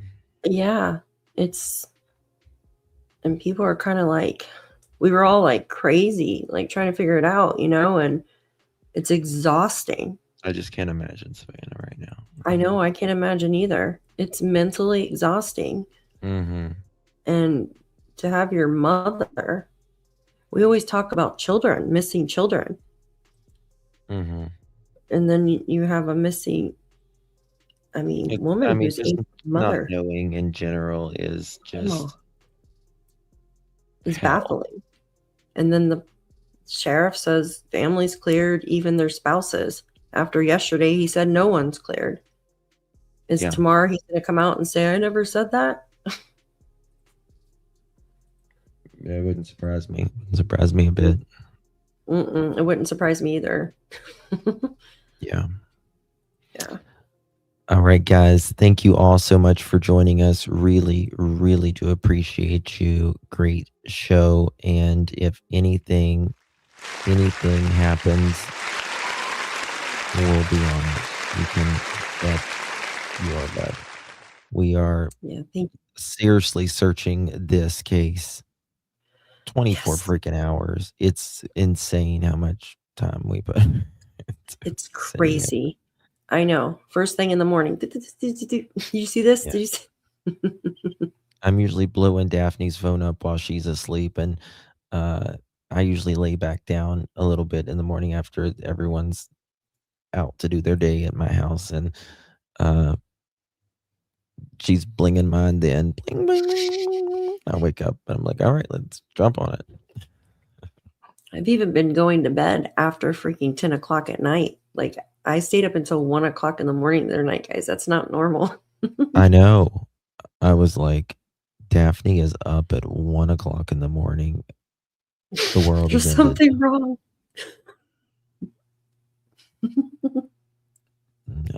I'm trying not to get golden. I'm trying to take my vitamins. I'm trying. It's just when you are going 24/7. I don't know how JLR is doing it. I swear I don't. I don't know how he does it either. Oh, yeah, I feel it, Golden. I literally had to put like different tents on the screen today because I like Casper or the ghost from Christmas Past. We were laughing so hard about it before we started. And I'm like, oh my gosh. Yeah. Yeah, it's crazy. I am tired. Thank you, Baffled. Yeah, you guys are amazing. Thank you so much for hanging with us tonight. Yes. Yep. All right, guys. We care, Scott. I just don't know what you said, baby. I don't know what you said. Apparently. Oh, yeah. We went over that. Yeah. Thank you so much, Scott. We do appreciate that. You telling us, coming in and letting us know. Thank you so much for that, my friend. All right, guys. Good night, everyone. God bless each and every one of you, and justice for Miss Nancy Guthrie. Thank you all. Love you all. Have a great night. Good night, Justin. Thank you so much.